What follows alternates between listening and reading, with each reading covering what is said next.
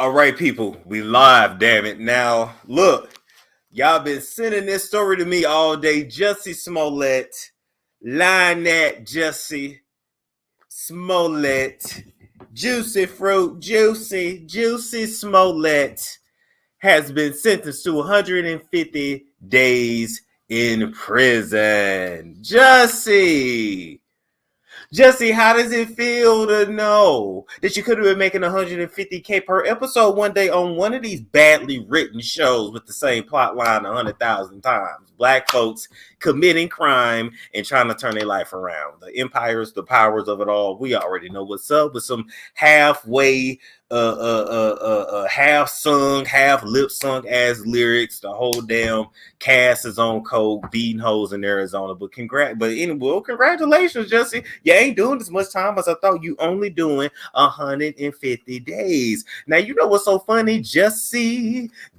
when you was in court, you had that mask on your face. Matter of fact, let me pull it up.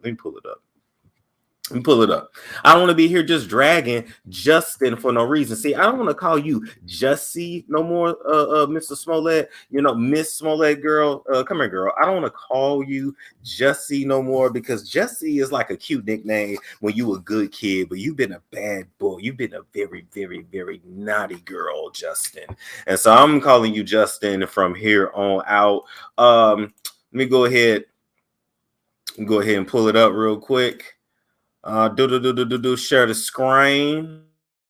We're gonna share this screen. He said, "I am not suicidal." Go ahead and pull it up real quick. No. Share. Why is it? Bitch, don't play me back. The fuck? All right, here we go. Line at Jussie. Jussie. Damn it, Jussie, this is how we went out. How did you go from being on the #1 rated show on Fox to doing time, being a criminal? You got a felony on your record, Jussie. Justin. What job was you gonna get now, Justin? Well, you weren't gonna get no job before, but still, you understand what I'm saying?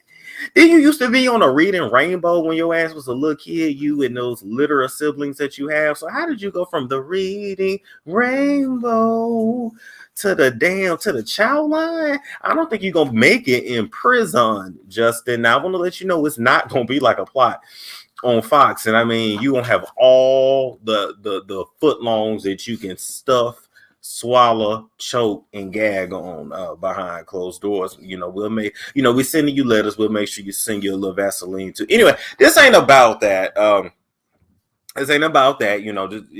was expecting you to do more time, Jussie. So here's the thing: 150 days in Cook County Court. I said prison. Excuse me, Cook County Court. In Cook County, excuse me. In addition to that, you're going to be on 3 years of probation, and you got to pay the city of Chicago $130K of restitution. Them police departments spend 1,000 hours looking for MAGA hat wearing Nigerians with footlongs who ran a train on you in negative 20-degree weather. See, you tried to convince us that you was walking out in that kind of cold ass weather for a foot long from Subway, but ain't nobody walking out in that kind of weather for a Subway sandwich, Jussie. It ain't that good. Let's keep it real, Justin. A Subway. Thank you. I'm worried about Jussie and them Billy Goat vocals. Oh, don't worry. Them vocal cords is finna get tickled. Don't worry about that. They will be lubricated with plenty of cum. My prison cum. My whole point is, Jussie, the only thing that'll make a person risk their life and be in negative 20-degree weather is the foot long D. That kind of D that hit you from the back, Justin, and make you squirt ass juice everywhere. I'm just saying, Justin, I'm trying to figure out how you ever thought this was going to work, Justin. Was your level of narcissism so high that you thought that you was going to get away with this bullshit, Justin? Who else was in a plot with you, Justin, besides those two Nigerians? They can't even go back home now because everybody know that y'all be in gay clubs together, that they buy a gay or whatever buy. Most of the industry is, y'all get over it. Big honky tonk ass niggas. Yes, they be gay too. My whole point, and then I just love how with those damn Nigerians, they didn't want to admit that they was gay, just a little gay. Just like, well, we didn't have sex, we just kissed and we masturbated each other in a bathhouse. First off, if you went to the bathhouse, we already know what's up. We just watched gay porn together. know. Once she was watching it and getting hard, you already know what was up. So my whole point is, Justin, you paid these dudes to run a train on you in negative 20-degree weather. That's why you was out risking your life. You then got the grand idea that you was going to up your status, up your pay, up your celebrity by making up a story. You ain't no better than that damn Chris Brown accuser that made that whole damn R-word story up, all because she got ghosted. You is a whole bitch. Justin. You is a whole bitch. Bitches make up stories like that. You so damn weak in the knees, Justin. Stand up. Stand up. You so weak in the knees. All because you wanted some attention. As if you ain't been getting attention your whole life, Justin. Justin, you had your grandmammy in court. She 92 years old. She talking about, if y'all gonna put my baby in jail, take me too. Ma'am, you ain't gonna make it if your old ass go behind jail. Man, what is you talking about? Why is you still lying to your grandmammy? Is you still telling your grandmammy you straight too?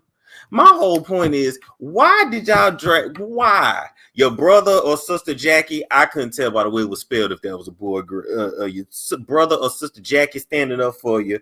You got another one in there saying that they sending you to jail for being attacked. You was never attacked. Getting a train ran on you that you pay for and ask for is not attacked. Having a kidnapping and gangbang fantasy is not an attack. People pay good money for that. $1,500 a pop. Depending on what your rate is. You get them when they least expect, and then you pull up in a van.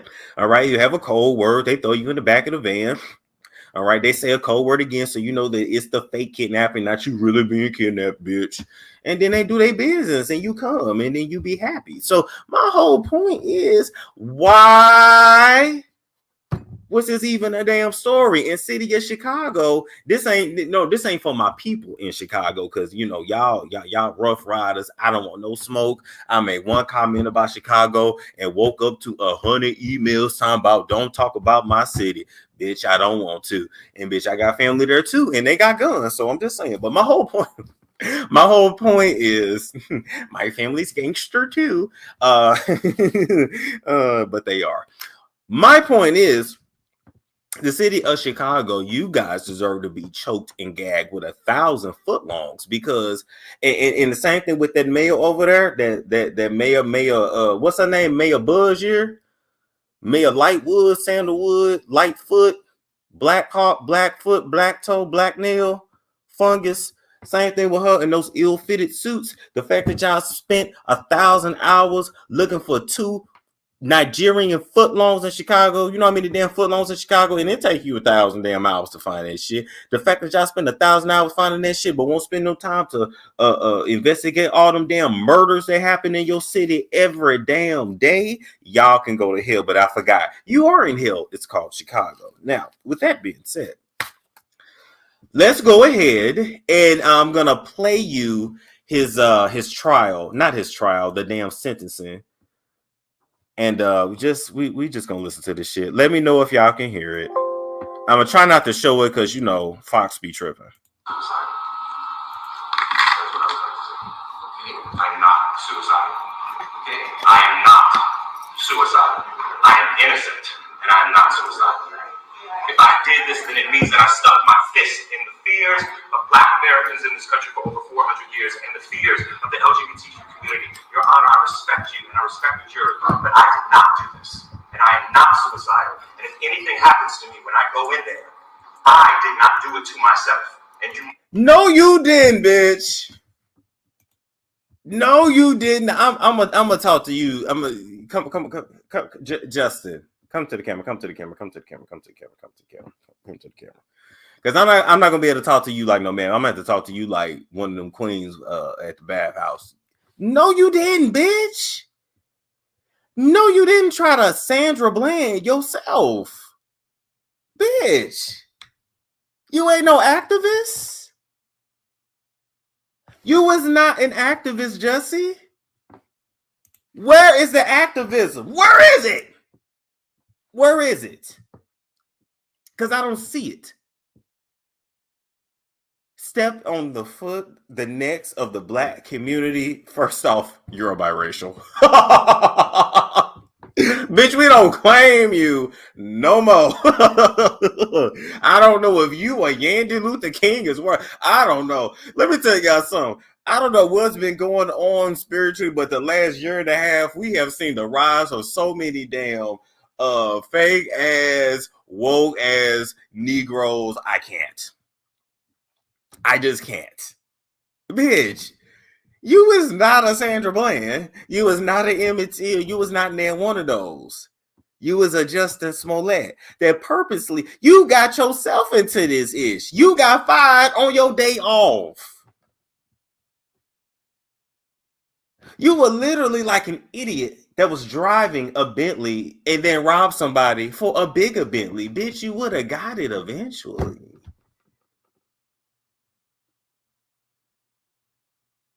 And let me tell you something. You suck footlongs. If you couldn't suck the right footlong to get the salary that you wanted, well then damn it, you must not be doing it right. You must all know that.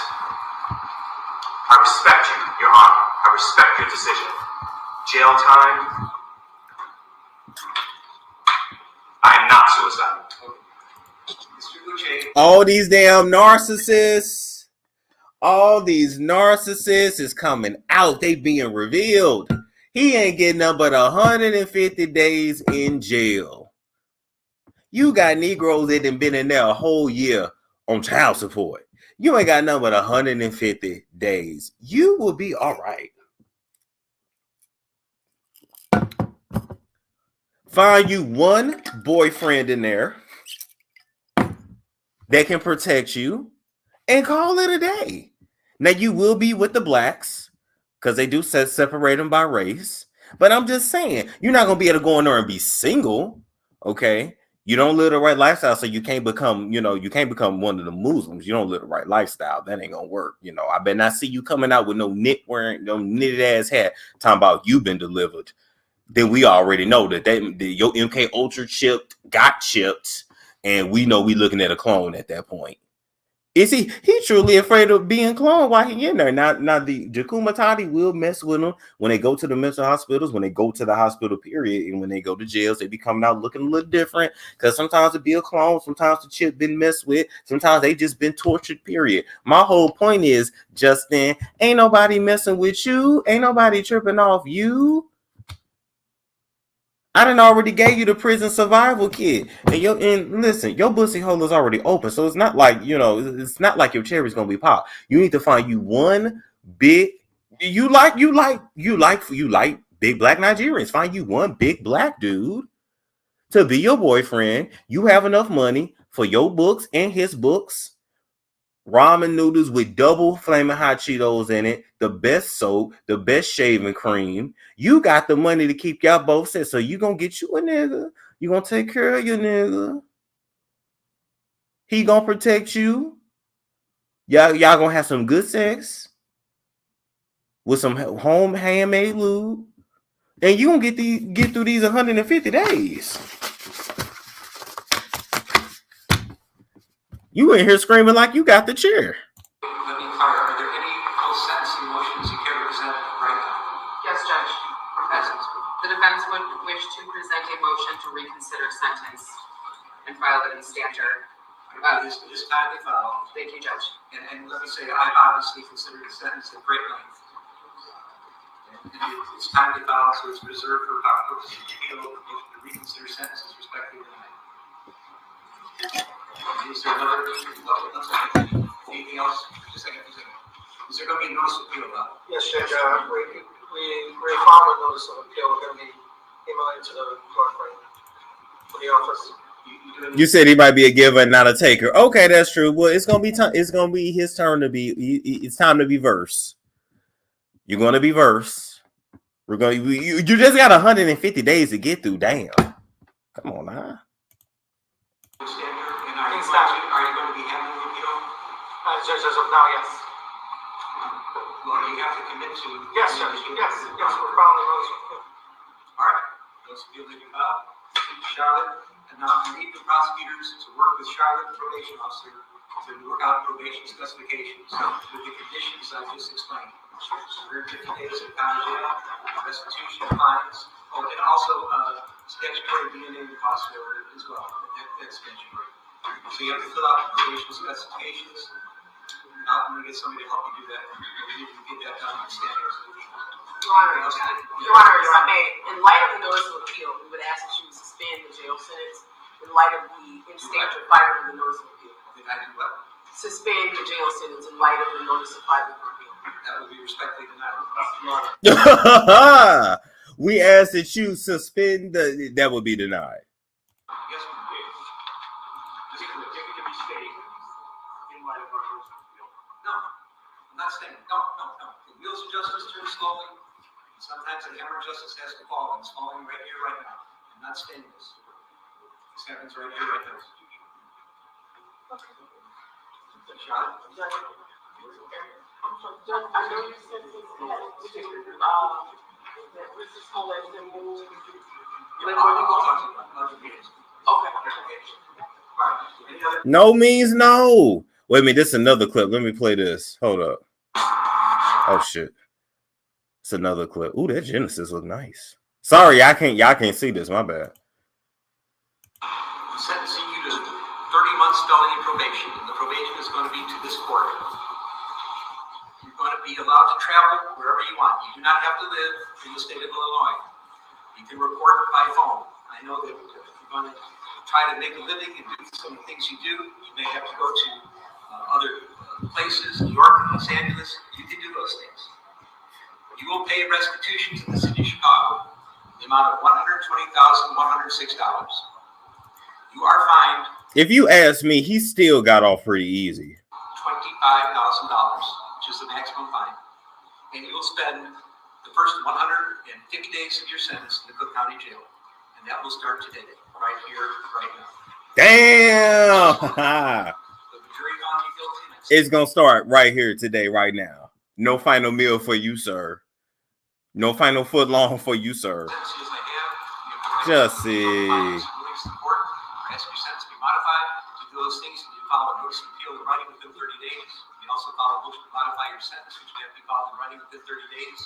He's going to do about half of it and be out. Here's my whole thing. Hey, Jussie, I know you need some money. I really hope you have been smart enough to have paid a camera crew not to run a train on you, but to actually film this whole process behind the scenes. See, when you're going through shit like this and you're going down and you probably ain't going to be able to get no job after, what you should have been doing is recording all of this documentary style. This shit need to be edited now, all right, so that this shit can drop. Your documentary can drop as soon as you get out. I hope your ignorant ass been doing that. I'm telling y'all, my next job, I'm finna be a celebrity manager. I really think I need to do it because these hoes and heifers and niggas don't know what they doing. I hope he ain't been up sitting in his house swallowing Nigerian footlongs, really thinking that he wasn't finna do no time. I hope he been recording all of this behind the scenes. We supposed to have a book and or a documentary. We need an interview as soon as you get out. Who you want to talk to? You want to talk to Oprah? You want to talk to TD Jakes? It don't matter. You can come here. You can come here, Justin. I ain't gonna drag you anymore. Anyway, with that, you already been dragged enough. I'm sure you was dragged plenty in that gangbang. My point is, Justin, I will hope you've been preparing yourself. Because it's going to be a minute for somebody to hire you again. You're going to have to change your image. You're going to have to throw yourself on the mercy of the world before we can see you seriously again and anything else. Otherwise, we will see you along with Khloe Kardashian, along with Katherine Heigl, selling migraine pills on TV. Anything not stated in those filings or waiting for purposes of appeal, you cannot afford lawyers and transcripts. They would be provided free of charge. Do you have any questions? No, I would just like to say to Your Honor that I'm not suicidal. That's what I would like to say. Okay. I'm not suicidal. Okay. I am not suicidal. The acting. I'm a theater kid. His drama teacher tapped in that ass quick. I am not suicidal. I am not suicidal. I am not suicidal. Where's my camera? Okay. Nigga, please. Boy, ain't nobody gonna touch you. I don't even think nobody gonna mess with you in jail like that. They really don't. Nobody's paying attention to you. That's why you did this shit. I am innocent, and I am not suicidal. If I did this, then it means that I stuck my fist in the fears of Black Americans in this country for over 400 years, and the fears. Oh, now you black. I'm kidding. But literally, when he said that means I stuck my fist, I thought he was gonna say I maybe my mind is dirty. I literally thought he was about to say he stuck his fist in his mouth, and I was gonna say, you don't have to explain the gangbang to us. We already know. The LGBTQ community, Your Honor, I respect you and I respect the jury, but I did not do this, and I am not suicidal. Anyway, we done with that. My thing is, don't bring the LGBTQIA2+ community in this shit. They ain't claiming you neither. This ain't the case of you. This ain't a hate crime. This is your narcissism acting up. And you probably been lying your whole life. And this time you got caught up. I'm gonna let you guys call in now. Listen, when y'all come in, be ready to talk, have something to say. Keep it brief. Keep it brief, keep it brief.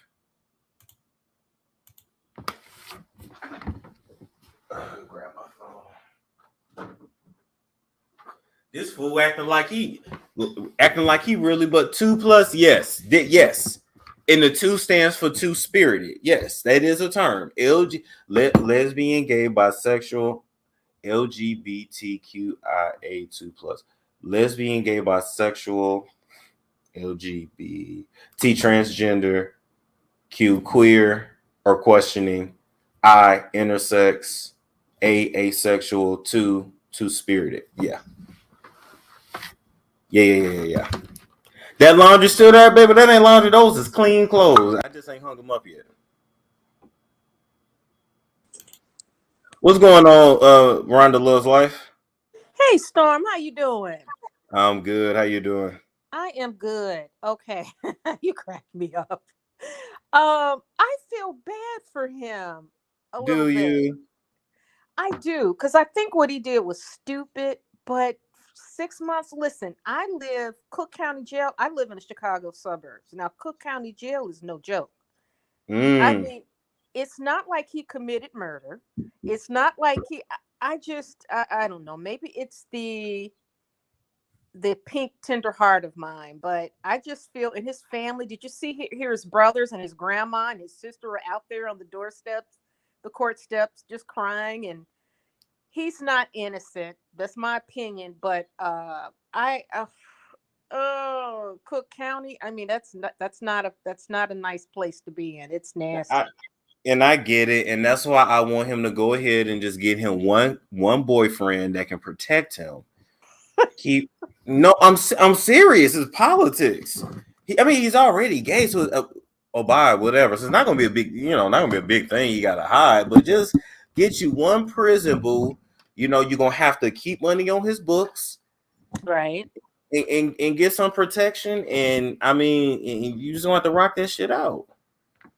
That's true. He's gonna have to survive in there because he's never been locked up, and you see how he lost control in there. And I don't think he thought he was going to jail. I don't think he did either, but that's part of that narcissism. And look, his family already know, like this he not built for that. Like you already, some people is built for that, and some people just ain't. Why y'all think I abide by the law? I don't care what these people, these ignorant ass niggas on YouTube say about me. I abide by the law. I don't have no time to play with that. I like my freedom. Okay. I take a shower in a glass shower with marble tile, not fungus infested floors. Oh, it's gonna be bad because I have a cousin. He's more like a brother to us, and he was there. This had been like 15 years ago, and you drive to Cook County, and it was just like, it's like a zoo. It is. So when he goes in there, oh my God! But maybe he'll have celebrity status, and they Yeah. will. Oh, they gonna make him sing. You know, they gonna. No, seriously, he's gonna be the end. And honestly, if he can, it would be the same thing if he was like a comedian. You just tell jokes. Honestly, they ain't gonna mess with him. When they want to hear a song, sing to them. They want to hear this tune, sing to them. They want to hear Hollywood stories, tell them. Sit down at the table. They all circle around. Don't take the chocolate on the pillow. Just don't take the chocolate on the pillow. But go ahead and sing, and if they want you to take your shirt off and sing, just sing. Sing for your life. But he don't even have a personality though. He's not even like, how like a Chris Rock or somebody can probably go to prison and they'd be cool, right? I mean, they would just deal with it, and they got a personality where everybody likes them. They make people laugh. But Jussie Smollett, he's not smooth in any way. He's a pretty boy. You know that.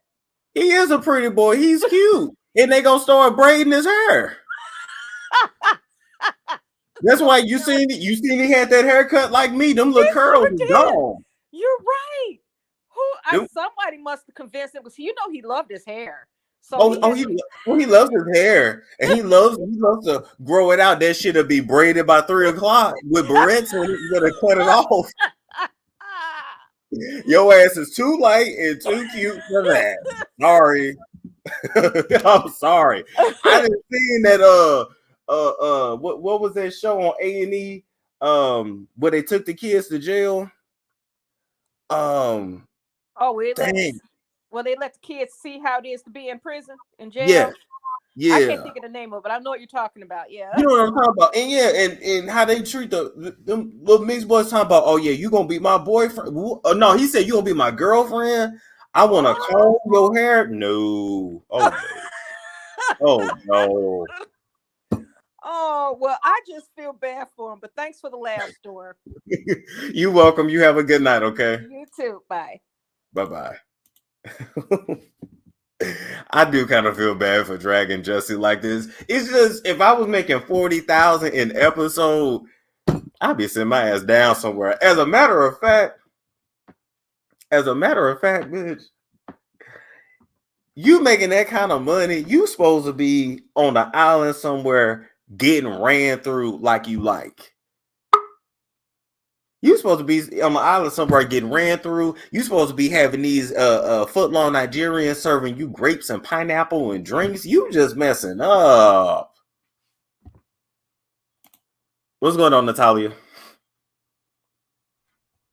Hey Storm, can you hear me? Yes, I can. How you doing? Oh, fine. How are you? I'm good. I'm good.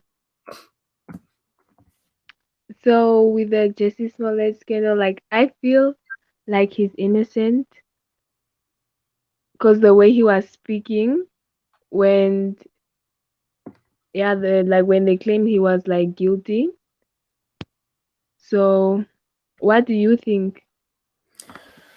Listen, he could be innocent. I just find it very, very hard to believe.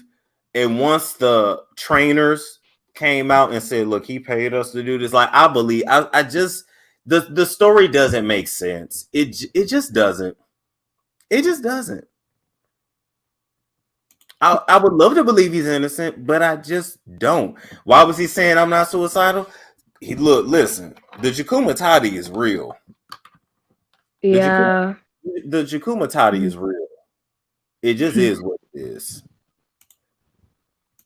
So you don't think he can handle 5 months? He can handle it if he calms down. It's easy for me to say because I thank God I ain't the one going through it. But yeah, how you know Hollywood did not pay them Africans? Who are they? Who are they? Justin ain't even nobody for y'all. Everything is not.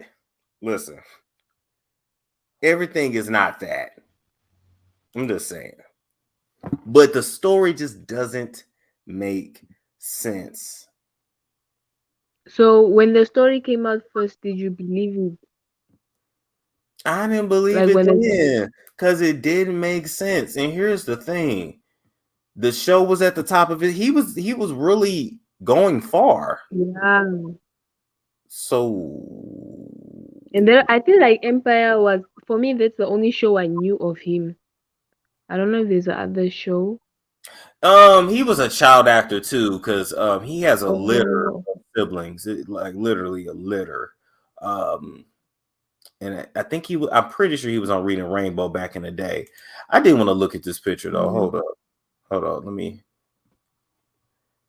Oh damn! Don't play it! Damn it! Okay, wait. Let me go here. He do kind of look like me in that mask, so I ain't gonna lie. But he has the looks though. I looked at him a little bit. I said, "Damn, that dude kind of look like me a little." But yeah. But seriously, I just don't believe it. Do you think he'll get another acting gig after this? He can. I mean, He he's has going to have to humble himself, and he's going to have to work his way back up because he really messed up the church's money, as Funky Dineva would say. He messed up the church's money over there. But all I'm gonna say is best of luck to him. But thank you, Natalia, for coming on. Thank you, Storm. Bye. Bye. Aisha, your device isn't connected, so I'm gonna give you a little more time. Let me see. All right, we back. They said that man will be just fine. Listen, I'm sure he will. But he just did this to himself. And narcissism is something else. It just is. This is why we all need people in our lives to pull us back in and say, hey, I don't think that's a good idea. Just saying. He was upset about the emails that he was getting about being, okay. Him and his sisters, including Journey, had a TV show where they were adopted after parents died. Show was only one season in the early 90s. Oh, okay. I'm going to look that up. He'll be okay. That's what I'm saying. He will be okay. Let's see. If nobody else want to go on, we gonna call it a night. That's pretty much it. I know y'all wanted me to talk about it, bring it up, but that's that. He got sentenced. His narcissism got the best of him. Clout is a hell of a drug. He felt like his career was not moving fast enough, and he thought he could make up this whole plot and that we would believe it. And we don't. Oh, we got to call it here. What's going on? Make it make sense. What's going on? I'm disappointed. Okay. I'm disappointed because I was rooting for him. But you're not. I mean, if you're gonna pay an actor, pay an actor. Don't pay somebody you've been to the bathhouse with, getting high and doing everything else. Like, this man's gonna be trusted. He's down for whatever is gonna get him a quick buck. So I don't like that. I also don't like the fact that people have done a lot worse and got less time. That's a good point too. That's a good. They just making an example out of him though. Yeah, but you got your former president who, you got your former president who won't even go in to give testimony, nor will any of his kids. So the fact that there's a witch hunt for this dude, I'm still gonna say he's a young black man. People make mistakes, but if we can't hold people to a higher esteem from higher levels, why are we that concerned about an actor from Empire, a defunct show? That's a good point too. And at the end of the day, nobody died. But did nobody you die? died? That's what he should have said. Instead of fake crying. He should have just said that. Like, nobody died. Yeah, they wasted time investigating the story. But you know what? I mean, hell, they don't investigate nothing else, to keep it real. Like, they need to be worried about the murders in Chicago every damn day. Because last time I was in Chicago, I watched the WGN News, and the news is nothing but a damn obituary. Well, I mean, I think that, resources were wasted. So why not just make him pay that back? And be done. Put him on probation, make him pay the fines, and then be done. That I get it. Which is why he probably, like you said, he probably didn't think he was gonna go to jail. He like, okay, they'll make me pay the money back. Okay, cool. I mean, I do think though he's putting on a front, right? I've Yeah. never heard anybody get sentenced and then say something like, "I'm not gonna commit," the S word. Like, what? Yeah. What is that? Yeah, I'm like, dude, you ain't Sandra Bland. Now, please stop. Like now you're just being dramatic. But the crazy thing is, too, I was reading a little bit of the transcript that was online, and the judge said, "I'm sentencing you to 6 months, not because of what you did, but like why you did it." He said, "You didn't have to do this. You didn't need it. You did this simply for clout. And that's why I'm sending you to jail." I was like, damn. But I mean, I want to know who else the judge made an example out of.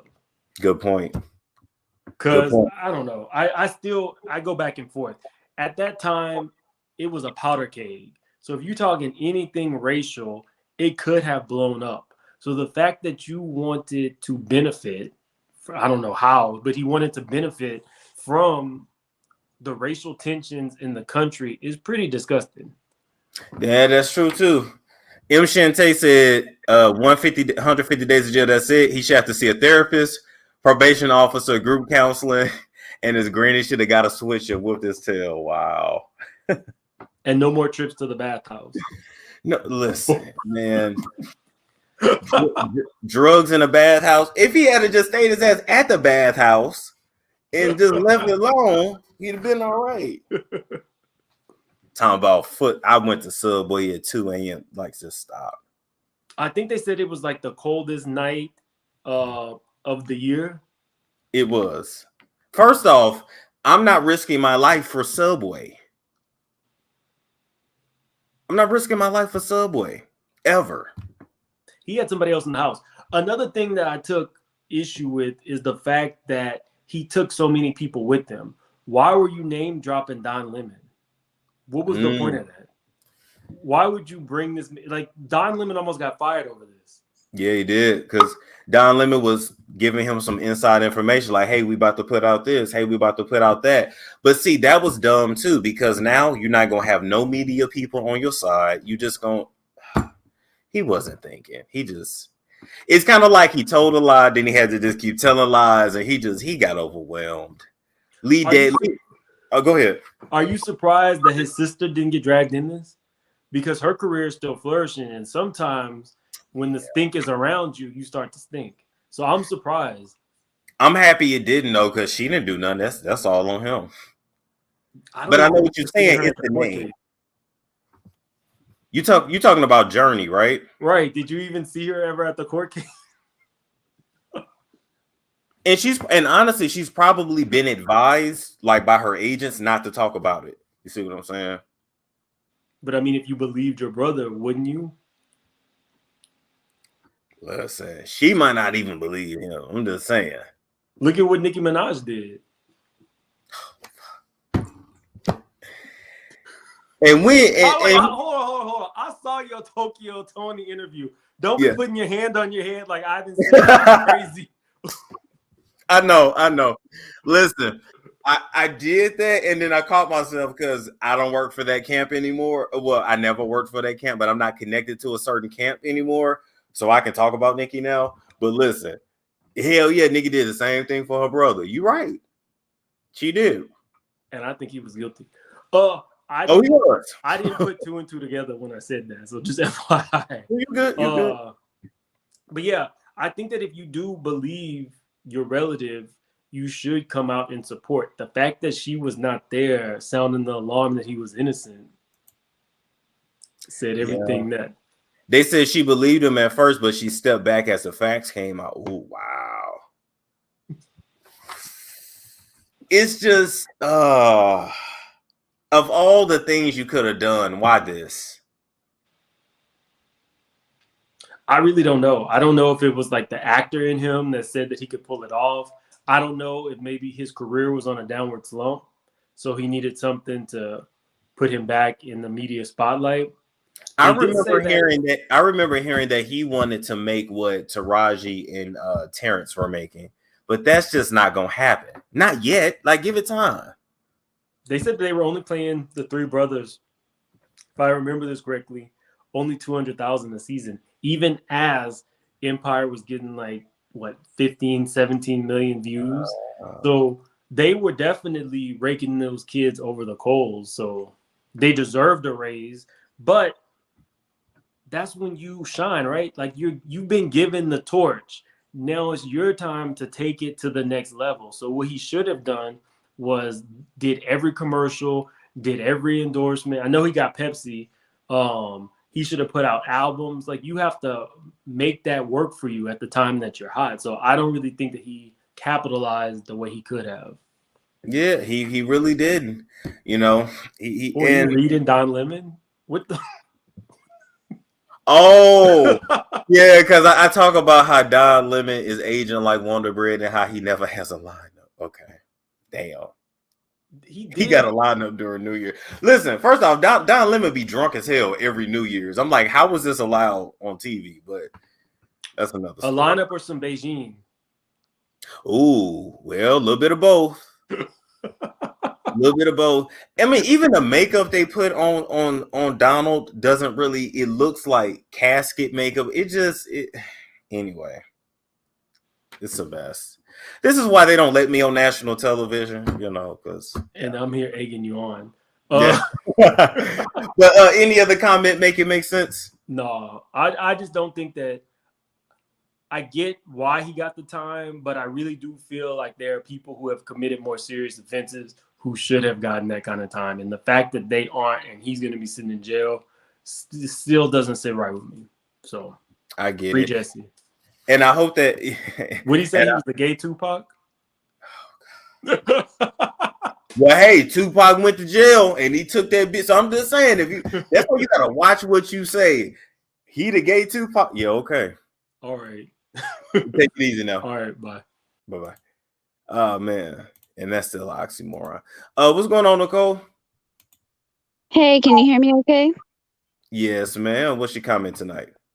Yes, I just wanted to concur with you on a lot of things that you already touched on. You basically predicted the whole thing, that he's probably going to get out in half the time. I mean, all the resources and everything else that was wasted in the process of trying to try this quote unquote hate crime, which wasn't. There's so much other stuff that needs to be touched on, so much serious crimes that need to be solved, and this was a total waste of time. It's true. It was, and to me, that more falls on Chicago police. Well, I guess they didn't. Well, let me back up. Chicago police really didn't have a choice but to really investigate it because it was on national news. Like it was everywhere. So, absolutely. I just hate when people mess themselves up for no reason. But you know what? Some people in life are like that. They're is it self-destructive? I forgot what it's called.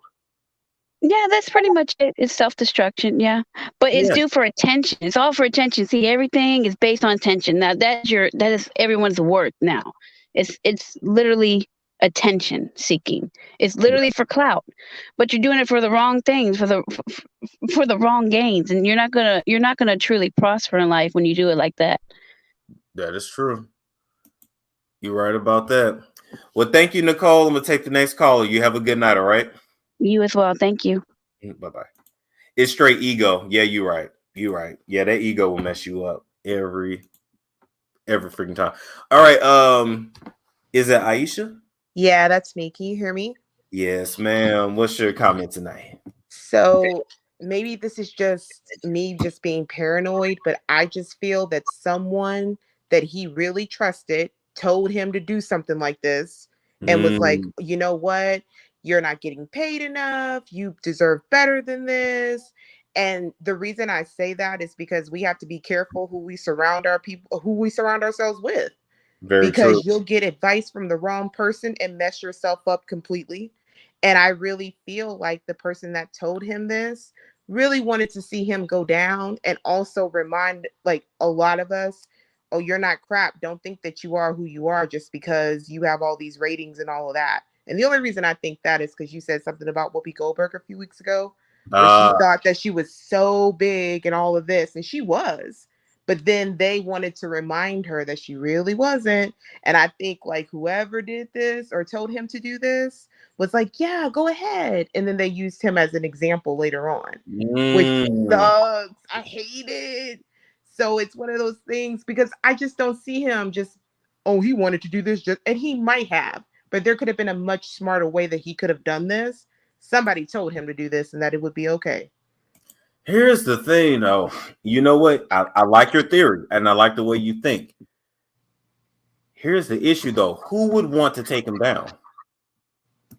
It could have been, honestly, I'm going to be honest with you, because I feel like sometimes when things like this happen, it's someone way higher up than we think about that is like, I don't care if this whole program goes to crap. I don't care. I just need to remind you that you are not as big as you think you are, and we're going to humble you real quick. Even if it means that the whole thing is going to go horribly wrong, we have to humble you. Because it really, literally, for me, doesn't make logical sense for him to go to Chicago. I'm from Chicago. To go to Chicago, of all places, and come up with a crazy story like this, unless he thought he was going to get away with it. Unless somebody told him he would. It just doesn't make sense. Well, he had a condo there because that's where they taped Empire. But I see what you're saying, though. He could have took a trip somewhere and then made up a story like that. So that's a good point too. Thank you. Allegedly, but I'm just saying. Allegedly, yeah. That's a good point. That's a good theory. They saying he a grown man though, but listen, you don't know who was in his ear. Listen, people can be manipulated, y'all. Let's not act like just because people are adults they don't get manipulated. And if it was the right kind of person in the right kind of place, that is like, you can get away with this. Look at Donald Trump. He's getting away with this. Look at so-and-so. He's getting away with this. I'm not saying that he shouldn't have been more forward thinking, but I guess what I'm trying to say is you have to be careful who you surround yourself with, because either way, if he had been around the right type of people, he would have been thinking more clearly, and hopefully like later on when he surrounds himself with people he needs to, this won't happen to him or whatever again, because this is crazy. Makes no sense. You know, and the more you say that, I'm like, well, maybe he's the slow sibling. There's always one, like maybe his mother did not take her prenatal vitamins with him. And that makes me think too, because I'm the older sibling and my sister is much smarter, and I'm thankful. But if I had a sibling like that, I'd slap the heck out of them. I'd be like, what were you thinking about? I ain't gonna lie though, a good punishment would have been grandma's whipping, because grandma 93, so she get them down south ass whippings. Okay. Something, because it's like, why would you throw? I mean, I get that you might not have felt appreciated and all of that, but I don't know why. I was just like, somebody had to have told him something or encouraged it or done something. Why Angie acting like I'm tripping with slow sibling? Listen, look at people that have kids, 4 kids or more. There's always one. Well, we have to give them a little bit more love, a little bit more attention, a little bit more something. Mm-hmm. But thank you. I just have to say, because I was like, this is crazy for him to do this for this reason that I just can't. I'm like, somebody had to have told him something. It's a mess. Thank you. You have a good night, okay? You too. Bye-bye. How you doing tonight? How are you? I'm good. I've been saying you. I'm so sorry, man. I'm just all over the place. You good? How are you doing? You look so beautiful. Well, thank you. I'm good. I feel pretty good, actually. I've been drinking tea. Well, I will tell you what. I am just. I'm sorry. I'm backstage, and I'm doing just so much because I'm just like, wait, what just happened? Because he did not have to lie. You don't have to lie. You really don't. You can really tell the truth and listen, everything will be exonerated. But that is not the choice that you chose. It makes me feel very hurt because I do love the Smolletts. Are they biracial? Yes. Yes. So they're biracial children. I ain't biracial. Ain't nobody in my family biracial. Matter of fact, I just got my test back. I'm 85 and 15, and somebody to put something in between. Somebody did that to my life. My husband, my last name is Lima, so I know when you see it, but you have to understand I'm also from the South. So please excuse my accent. You good. But my husband is Portuguese and black. So he got a little bit of sun in him too. And so it makes our kids think sometimes like we can get by. That would be a lie. Yeah. Sometimes they said somebody said the Karen gene in him is strong. Listen. So Yes, yes, sir. It is. It's strong in him. And the thing that hurt me so badly, I'm going to tell you, Storm, is that he tried to talk to the judge. You going to talk to the judge? You're going to tell the judge how you should give him a sentence? yeah. I thought that was completely asinine. I didn't even know how to feel about it. I was like, he said that? Like, really? I'd be like pleading. I'd be like putting my head down and saying, okay, I'm not. Okay, yes, sir. Yes, sir. I'm saying. Yeah. But he had words. So thank you for having me on. I'm not going to hold you for much time, but I was just amazed.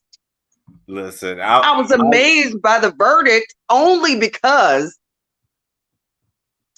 he did it to himself. He did it to himself. He did. He did. He did not say, I'm going to be humble pie. And I'll say, whoa. Okay, maybe if I did do it and I'm lying. Just admit it. I'm lying. Just admit it. I think if he just would admit it, look, I made all this up. But I made all this up. And we all know y'all made it all up. Excuse me. But look, he is holding on to this lie. Like he is holding on to it. And so you're going to hold on to it and you're going to take this L to go with it. He's taking the L. But then listen, so I listened to another commentary. And so he's getting pretty much, I think he gets like just like a light sentence. Like some on what is it called? Because I know him. I'm a sister and I'm halfway drunk. But anyway, he has gotten a light sentence, very light sentence. And I think he's getting 15 months at most because he served time. He served 30 days. No, and so 150 days. So he'll be out before we know it. It's absolutely asinine. And, you know, I'm an actress. Not really. I did it 20 years ago. But what I'm saying is don't lie because they caught me in my taxes. I'm just they're saying. They're going to catch you. So true. All I'm saying is they're going to catch you. You think you're getting by, but they will catch you. I was a little bit hurt. I think he needed 3 years. I really did. Well, look, thank you. I'm gonna thank you for coming on. You have a good night, okay? You too. Thank you for taking my call. I'm so excited. I've never been on your phone. I check you every single time you're online, and I just got on. Thank you. Thank you. Bye. Bye. What's going on, Vanessa? Hey, Storm. She was hysterical. Storm, really quick, I just want to congratulate you again. You did an awesome job with Miss Tokyo Tony. Thank you. That was the bomb. Because I hung in there when she was late. My eyes, I was like, Storm gonna get it. I know he's gonna get it. So that was great. Okay. Look, that was really, really good. Y'all literally saw hard work, manifestation, drive. Like we got that. Yes. We did that. You worked hard. You worked your butt off of that. I was so happy when that happened. So bravo I just have to give you props on that. But Jussie, you ain't got to lie, Craig. Okay, this is how I feel about it. First of all, he need to contact Cookie and find out how she survived in prison. Okay, because he gonna need all the tips.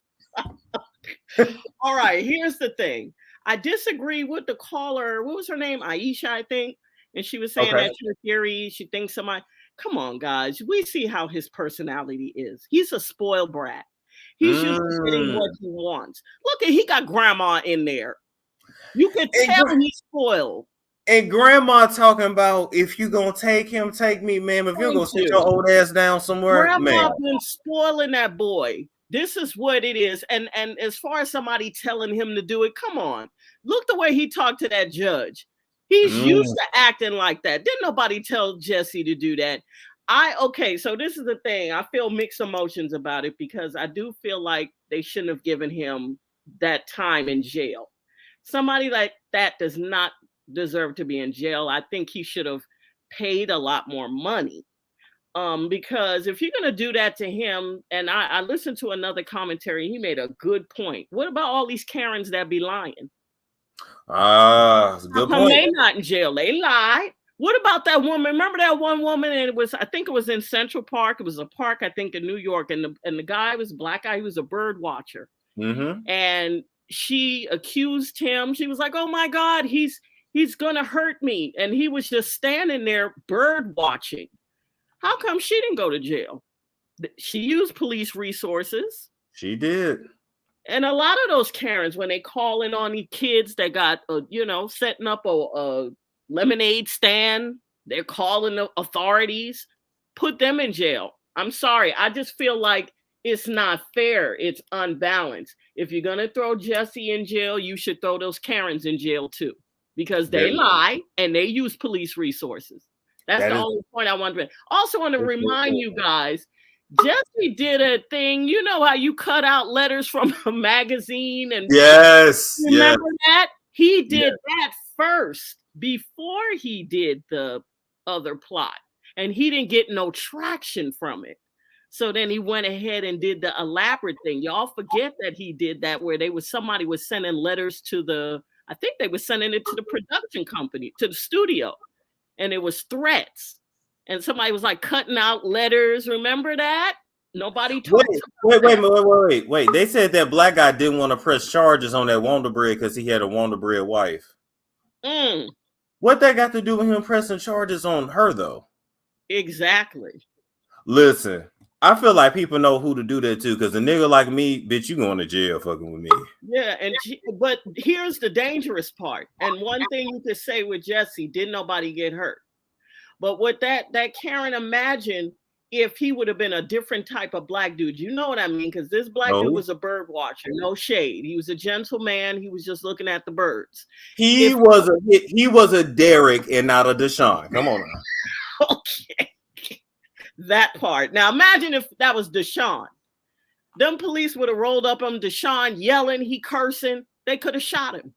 Yeah. Deshaun would have been dead.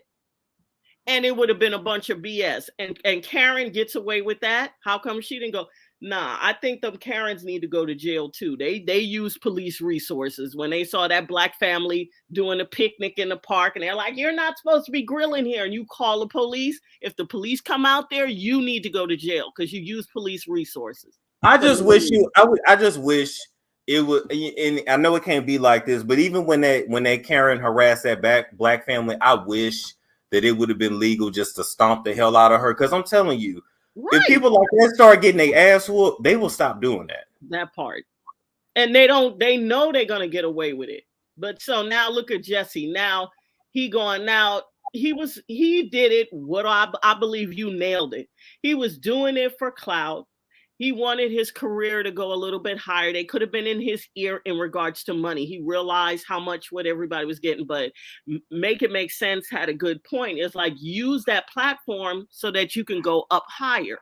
Yeah. This boy been in showbiz for a long time. Like you said, his whole family's in showbiz. He's not a new kid on the block. He knows. That's why I said, didn't nobody tell him nothing. He did that. He wasn't influenced by anybody. You could tell from his personality, the way he talked to that judge. He's a very spoiled, entitled person. He's used to getting what he wants. That's why he had grandma in there stressed out. Listen, Vanessa, I want to thank you for coming on. You have a good night, okay? Thank you, Storm. Keep doing what you're doing. Good job. Thank you. Bye-bye now. Bye-bye. She right about that. He is spoiled. Grandma should have got that switch out. Love sick. Can you hear me? Hey Storm, how you doing? I'm good. How you doing tonight?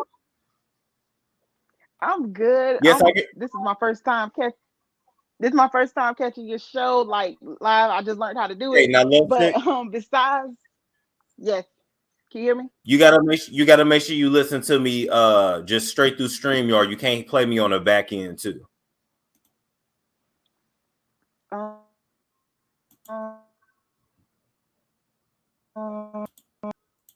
right, so I'm gonna have you come back in.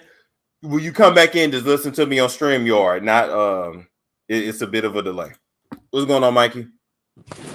Hey Storm, what's up? Hey, how you doing? Pretty good. I hope it's okay if I back up a little bit to a topic that you were talking about earlier in the day, Tamar. Oh, for sure. What's up? All right. So, we in these YouTube conspiracy streets, so I have to ask your opinion on an old Braxton conspiracy.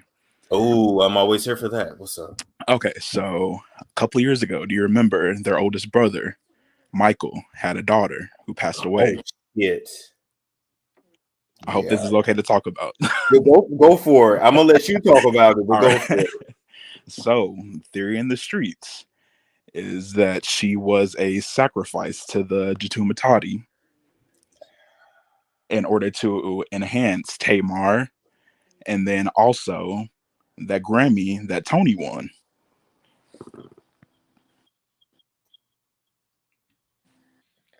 And as part of that deal, Birdman became Tony's handler. Let me say this. Mm-hmm. It's all allegedly. Let me say this. Yeah, this is really a Patreon conversation, but we're gonna have it now. We didn't have it. You might be onto something because that whole Tony and Birdman relationship, that shit is weird.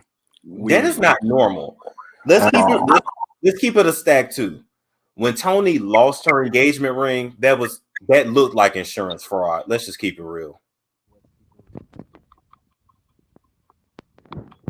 I don't know if you remember that. Are you still there? Yeah, I definitely remember that. Yeah. So it's weird. And then Tamar didn't go to the funeral either. That's another story too. And you notice how the divide with Tracy got even bigger after the death of the family. I feel like it's always one person in the family. I feel like it's Tracy and then there's Rob, who's always the one who wants to call out the family's bullshit and therefore is marked as the black sheep in the family. So yeah. I don't know. And Tracy is definitely the black sheep of the family, but she's really the one that's the most grounded. Definitely. Dang. Okay. Yeah, I did hear about that. And that's interesting. Yeah. Well, that's all I wanted. Just wanted to put that out there. Love what you're doing, man. Keep up. Thank you so much. You have a good one, all right? Thank you too, man. Bye-bye. Bye-bye. They said that's also when Tracy fell apart. She was really depressed. I remember that. She was really, really tore up about that. What's going on, Norris? Hey, Storm. How you doing tonight? Good. I'm glad I was able to catch you. Absolutely. Yeah, I'm disappointed in Jussie. I really am. I don't think he should have got no jail time, but he should have just got probation and got and pay a fine. That's it. Because once you hit somebody's pocketbooks, that could teach them a lesson. It normally does. That's the way to get someone's attention. Here's the thing. He didn't think he was going to jail, but he just got to do that time. Now he got to eat that. Yeah, his plan that he conducted, that he came up with, that flatlined just like his career. And I'm just like, he made himself look like an idiotic moron doing that. That was so dumb and stupid. It's like, we now know that you juicy fruit, that you're a juicy fruit fool, But I just hope that you learn a lesson from this, you know, and don't do nothing this dumb again. Oh my God. Hopefully he doesn't. But he's gonna have to just admit it. He's gonna have to humble himself. I don't get it. He needs a lot of therapy too. Yeah, he does. I just hope that his behind don't get ran through, you know, while he there. But if it does, he gonna be so ran through. Ain't nobody gonna want to tap that no more. You know. Well, I mean, hasn't it already been? What did he ever confirm if he was top bottom verse? Did he ever say? No. But in jail he might be the bottom. Thank God he shaved his head. That's all I'm gonna say. Thank God he got a good haircut. Cause I know. Oh man, why y'all saying that's a vacation? No. Yeah, Tyler Perry might give him a job after he get out. I mean, listen, Tyler Perry and Leah Daniels, they are close, right? Well, I don't think they're that close. I think Tyler Perry, when it comes to money, it looked like he'll give anybody off the streets a chance. If he's willing to give a street person a chance, you know he definitely gonna give Juicy Fruit a chance. Well, you know what? I hope that Justin can come back from this. I just really need him to admit it. I just need him to admit it. That's it. I really, really do. That's gonna take time. He ain't gonna do it right away though, because he in denial. It's like you say, he a narcissist. You know, he ain't gonna. And narcissists and people who are delusional and who are in denial, they not gonna admit to anything. If he never admits to it, then he gonna make himself look like a nutcase, and he gonna like he'll be a sociopath. That's a good point. That's like a lunatic. Literally like a lunatic. Let me ask you something. Did you believe it from the beginning? I didn't believe he was innocent after hearing the whole facts. It's like, what sense do that make? You know how to cook? Don't you know how to cook? Why didn't you buy no food and put it in the refrigerator, you know, and leave it in the refrigerator so when you got home you can just cook you a meal, or got you something to eat while you was on the plane? Why would you sit up there? Like, nobody in their right mind would go out 2:00 in the morning to get something to eat. In Chicago, man, no, they don't even make sense. And then to say I was going to Subway is disgusting. Like, no. I mean, I like Subway. I mean, it's pretty cool, but I wouldn't. It ain't worth me going out that late in the morning getting no Subway now. It ain't that good. Like you said, he was chasing that good old P. That's what he was chasing.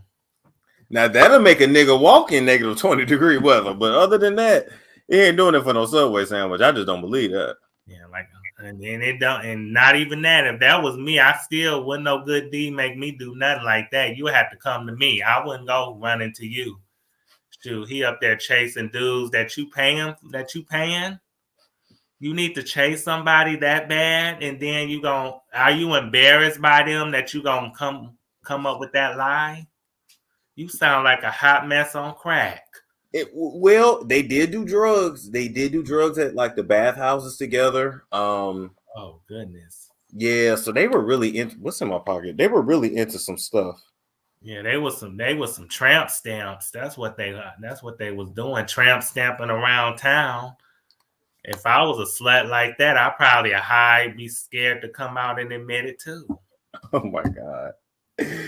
Well, Norris, I'm gonna thank you for coming on. I'm gonna move to the next caller, okay? Thank you for taking my call, and we gonna manifest you get 250K subscribers before this year over with, maybe 300K.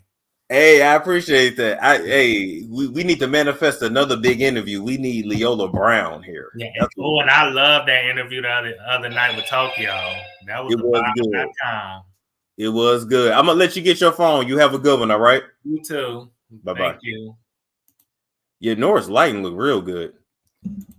That lighting on point. The real Nathan Daly. What's going on, man? Hey, what's going on? How you doing, Storm?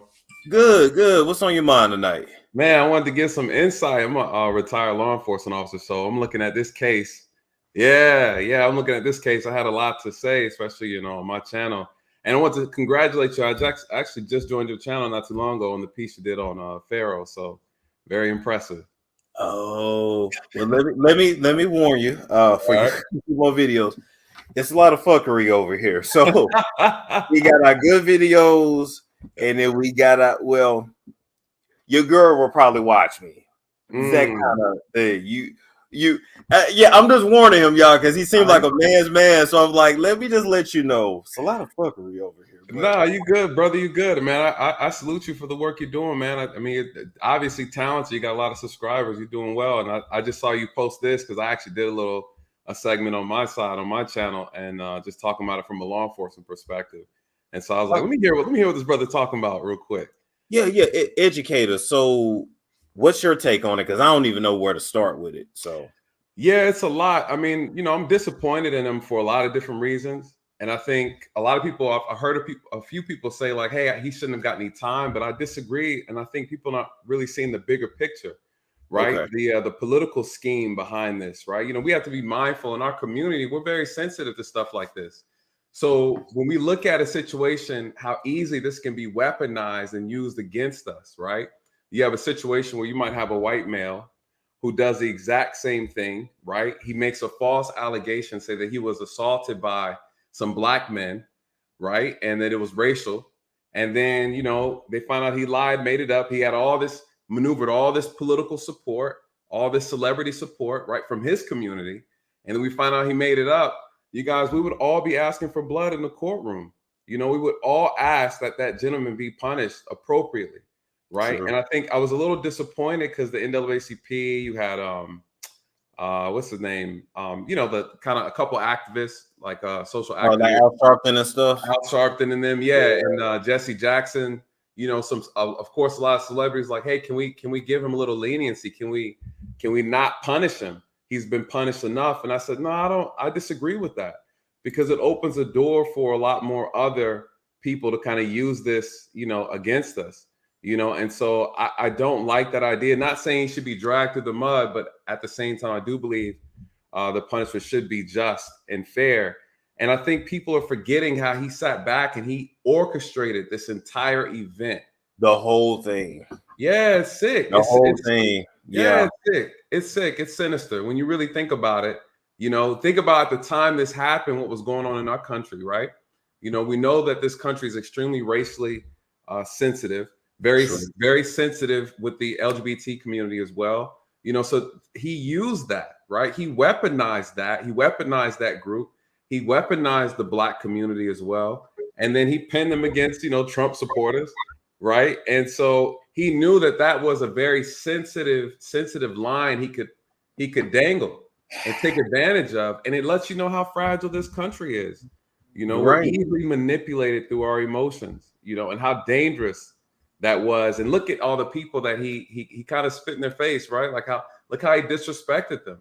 They came. Everybody that came out and supported him, like everybody on the show. And then and you're right about us being super sensitive as a people, that sometimes our emotions will supersede logic, and we just be like, he didn't do right.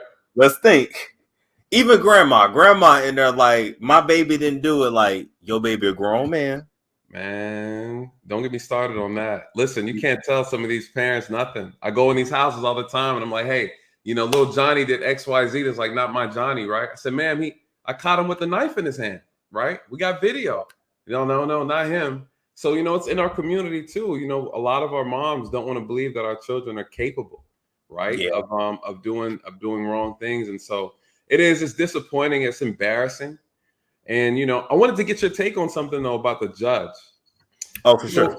I was very impressed, right? The judge was kind of giving the tongue lashing, right? True. But I feel like the judge had touched on a lot of interesting things. He brought up his racial makeup. He talked about how he's half Jew and half black. I didn't know that.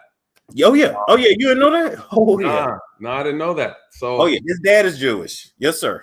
Yeah, so you think about this, we talk about him not being punished, but if me and you did something like this, we're getting hammered, right? So I felt like he magnified that for a reason to let people know, like, hey, I'm gonna give him this light sentence, but understand who he is. You know, he's a triple minority. You know, Black, he's gay, he's Jewish, his father's a Jew. Like, come on. You know, right. I'm mad at it. You're right. You're right. He pointed that out for a reason. And I mean the name Smollett, is that Jewish or is that French? I thought it was French, but it could be. I guess it could be Jewish. I don't know. But you're right though. He brought that up for a reason. Damn, that's a good point. Yeah, very interesting. And I liked how he touched on the fact about, you know, his name and said that, you know, at the end of the day, you know, you become the butt of everybody's joke. You know, your name. My father always told me at the end of the day, all we have is our name, right? All we have is our name. That's it. That's right. right. And I feel like that's kind of interesting. He kind of drove that home, but it's hard to get that through to a narcissist. He kept talking about how narcissistic he was and how he perjured himself throughout the whole trial process. You know, so I thought that was interesting. What was your take just on the judge's kind of view on him overall, like his perception? The judge to me seemed to be someone who was very like down to earth. Yeah. Like, I'm not looking at you as a celebrity. I'm looking at you as another person. However, I can't really go in on you like I want to because you are literally, like you just said, a triple minority. Correct. Then if I read some of the transcripts where the judge was like, well, I'm really going to punish you because you did this simply for clout. You had no reason to do this. Yep. You didn't have to do this. You ain't even getting any money off this. You did this just for attention. And so correct. But he never admitted that he was wrong. And true. He never showed mercy to the court. Nope. Can you imagine? That's like trying to tell Kanye West he's not good, right? This is the elements of being a narcissist. And even at the end, and look how I feel like he still tried to control the narrative even after the sentencing. After the slap on the wrist, he got up and said, listen, I'm not going to take my life. Yeah, I'm not suicidal. Once again, just acting. Just crazy. I mean, you know, because I think, you know, either two things. Either there's something that we don't know about. Maybe he was threatened, something going on behind the scenes. Maybe. Or at the end of the day, he's still trying to paint this picture of being a victim and saying that if anything happens to me, right? Kind of like this last, like his swan song in a sense. Like, listen, you guys, if I'm going out, just know I didn't do it. You know, there's no Epstein situation over here. I wonder if he'll harm himself to get out or get put like on suicide watch. Well, I think that's a great idea. If you think about it like this too, him making that announcement to the media, right? He's already garnering all the support. People are like, oh, you know, hashtag save Jussie, release him, right? And now he's saying, listen, people are after me, right? The liar is still building on top of lies. And he's like, hey, people are after me. Why? I know something, right? Maybe I know some stuff in Hollywood. They're going to take my life. Maybe he's actually advocating himself for, you know, special conditions while he's in jail. He's going to jail in Chicago. It's not pretty up there. It's not. That's true. Let me ask you that, and I feel a certain way about it, but if, let's say, same racial makeup, if he was dark skinned, do you think people would have been as supportive of him? I don't know. Dark Skin Brothers is in this season. So, you know, my thing is, you know, I don't know. Honestly, I think he just had a lot going for him. And I'm going to tell you why. He had a lot of support, which is, to me, is very hypocritical in our community. He had a lot of political support. He almost didn't get charged at all. They almost swept this under the rug. But the prosecutor, they had a special prosecutor who was like, hold on. You guys have to understand what he did, right? He orchestrated this whole thing. He acted it out. You know, he put together a script. He planned it. You know, he paid these guys. This is not a joke. He pretended that he was being lynched. They poured bleach on him. This was a hate crime. You know, one would argue that say he did get through this, right? Like, say he did pull this off. What would be the charge of the suspect who committed this crime, this atrocity against him? Yeah. Isn't it fair, right? One would argue, is it fair that the liar should get the same amount of time that the suspect would have gotten for committing this offense? We see this with Ahmaud Arbery. Like, we see how dangerous an allegation is. I mean, you think about Chris Brown, his situation. That's what I was going to bring up. Chris Brown, that Yeah. girl did all that just because he fucked her Ghosted you. and he ghosted her. First off, that's Chris Brown. He's a thought slayer. This is what he does. That's Like, what he does. That's what he does. You're not his boo. You were just a fool, you know. And you know, Chris Brown is a thought slave. This is what he does, right? You got mad because he took the box and he bounced. Chris Breezy, right? He's in, he's out. That's what he does. You know, why are you shocked? You represent you're 0.001% of many women who wish they had that opportunity, and you turn around and you try to, you know, now you're trying to get them for 20 million, charging them. You're trying to accuse them of false imprisonment, you know, and sexual assault. That's crazy. But listen, I tell the brothers all the time when I'm mentoring them and I'm telling them about this, you need to get your dick discipline together. You know, a lack of dick discipline is you put yourself in these uncompromising situations when you don't vet women properly. And you come out here, every case that I've ever worked in reference to sexual assault, I'm not trying to get too off topic, but every case that I've ever worked, anytime there was an accusation that was false, it always came from men who were chasing after women, right? Like looking for a one-night stand. That's when you always see it. You're dealing with women who are living that lifestyle too. They're criminals too, right? Or the men get robbed and doing things like that. They get robbed a lot doing that, and a lot of people don't ever talk about it. You hear, you know, Cardi B mentioned it, but I mean that's a real thing. It happens, you guys. That's a real thing. And then what you gonna do? Hey, this hooker drug me and robbed me into my wallet. Right. Trust me, the guys don't like to call. They call the police, try to make up a whole elaborate story, and it's like, hey, can you, sir, Officer Daly, can you please not tell my wife? I'm like, sir, damn, what?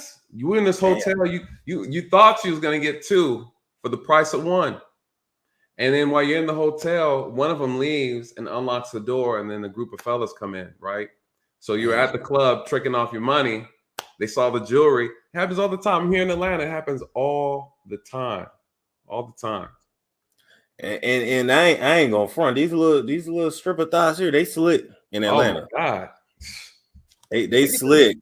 And they get hurt too. They get hurt. I investigate them all the time. They're shot, injured, sometimes killed. And you know, when you hear this stuff on the news, you look at it like, oh, she's just so pretty. What happened to her? And then but I hear the backstory. They're escorts, you know, and they get caught up with these guys. The next you know, they try to set up licks and they get licked themselves, you know. And it's sad, man. It's sad. It's so much. It's so much. You know, the more I ain't gonna front, the older I get, I'm kind of like, you know what? Maybe living a wholesome life is not a bad thing. I'll be lame. Being lame seems to keep you very safe. Very safe. Very safe. You know, I think in our community, we've just over sensationalized this idea of trying to live, you know, with this status, live outside of our means, you know, and there's a lot of stress that comes with that, trying to keep up. You know, again, I'm in Atlanta, so when I'm investigating things, especially a lot of the fraud and stuff that goes on, you'd be surprised how many people are on Instagram pretending like these fictitious lives. You know, they have like over 60 to 100,000 subscribers, but then I go into their high rise, you know, 6 of them living in one little room, you know, one high rise, right? They're all escorting. Then they're all sharing the same clothes. There's no furniture. They're all sharing pictures. They're recycling pictures from trips. You know, they're in Miami, you know, but then they say they're in Aruba, you know, and I say, ho, those aren't Aruba palm trees, you know. And so that's what they post, right? So again, it's sad the lifestyle a lot of these people live, trying to keep up with social media. Social media is what's doing it, to be honest. You're right about that. And I ain't even gonna lie, being here in Atlanta when rent is like $2,000-$3,000, you be like, man. Damn. Oh, you in Atlanta too? Yeah, I'm in Atlanta. I'm in. You already know. Yeah, that's why when you say a high rise, I'm like, look, and I be looking at some of them because I'm not on the top floor. They won't. Right. Top floor is $9,000 a month. Of course, and what people don't realize is to the extent that the people out here in Atlanta will try to commit this fraudulent lifestyle. You have no idea the levels that they take, right? they will actually Airbnb a unit like that, right? That's on the top floor, you know, and they'll take all these pictures, all these videos, and they'll post them little by little. So they spent maybe a day, because that's all they can afford, a day, and they'll post all these videos. They'll change outfits. You know, listen, these are people I investigate. They change outfits, and then they'll post them they'll have enough pictures and videos for like maybe 3 months, and it makes you believe that they actually live like that. It's sad, man. It's so sad. It's sad. So sad. Clown work. It is. And you know, this social media stuff is cool. Don't get me wrong. Like, I put a lot of my money into self-improvement. So I just like, I'm gonna be a better person after this. But man, I've met so many scammers. Or you be like, wait a minute, you don't work. Right. You drive a Lamborghini. Oh, you sell pussy. Okay, all right. There we go. Get to it. Get to it. What else is it? Jobs around Atlanta don't pay like that. So what else is it? And everybody can't be a baller. I was at Perimeter Mall last week for my birthday, and I was walking through the mall, and I just saw just the foolishness, man. It's like the malls don't even look safe anymore when you walk through them. Linux is bad. You got to go through metal detectors, you know. So it's sad. It's sad. I don't understand what's going on. And, you know, a lot of it is us. You know, unfortunately, we're tearing up our own. It's societal pressure because you know, even like homeboy, they came here to mount the TVs and stuff in the house, in the apartment. I looked, I'm like, damn, he wearing Prada boots. I'm like, it's not that he wearing Prada boots, it's that he wearing Prada boots, but you doing handyman work. Right. And them shoes is what, $1,000, $1,500? Yeah. Yeah. It's like, damn. You know, $1,500, $1,000 for boots. I can go get boots for $150. Listen, don't get me started. Here's the problem that I have, right? And listen, I don't want to turn the channel sideways, but I just. No, you good. They can join you. You can. Okay. Shout out everybody in the chat. Thank you guys for being patient with me. Again, I love your channel, man. I got a chance to just catch a couple videos. I love the way you interview. Very hilarious. I was listening to the guests coming on prior, having me cracking up. So here's the problem. You know, we have an issue with the way we spend. Listen, I'm gonna give a preference. I'm all about Black empowerment, you guys. Before I get, so you can kind of, it'll make a little bit more sense when I say this. But to your point, Storm, the issue is, you know, we have money, we have access to money, we have access to resources.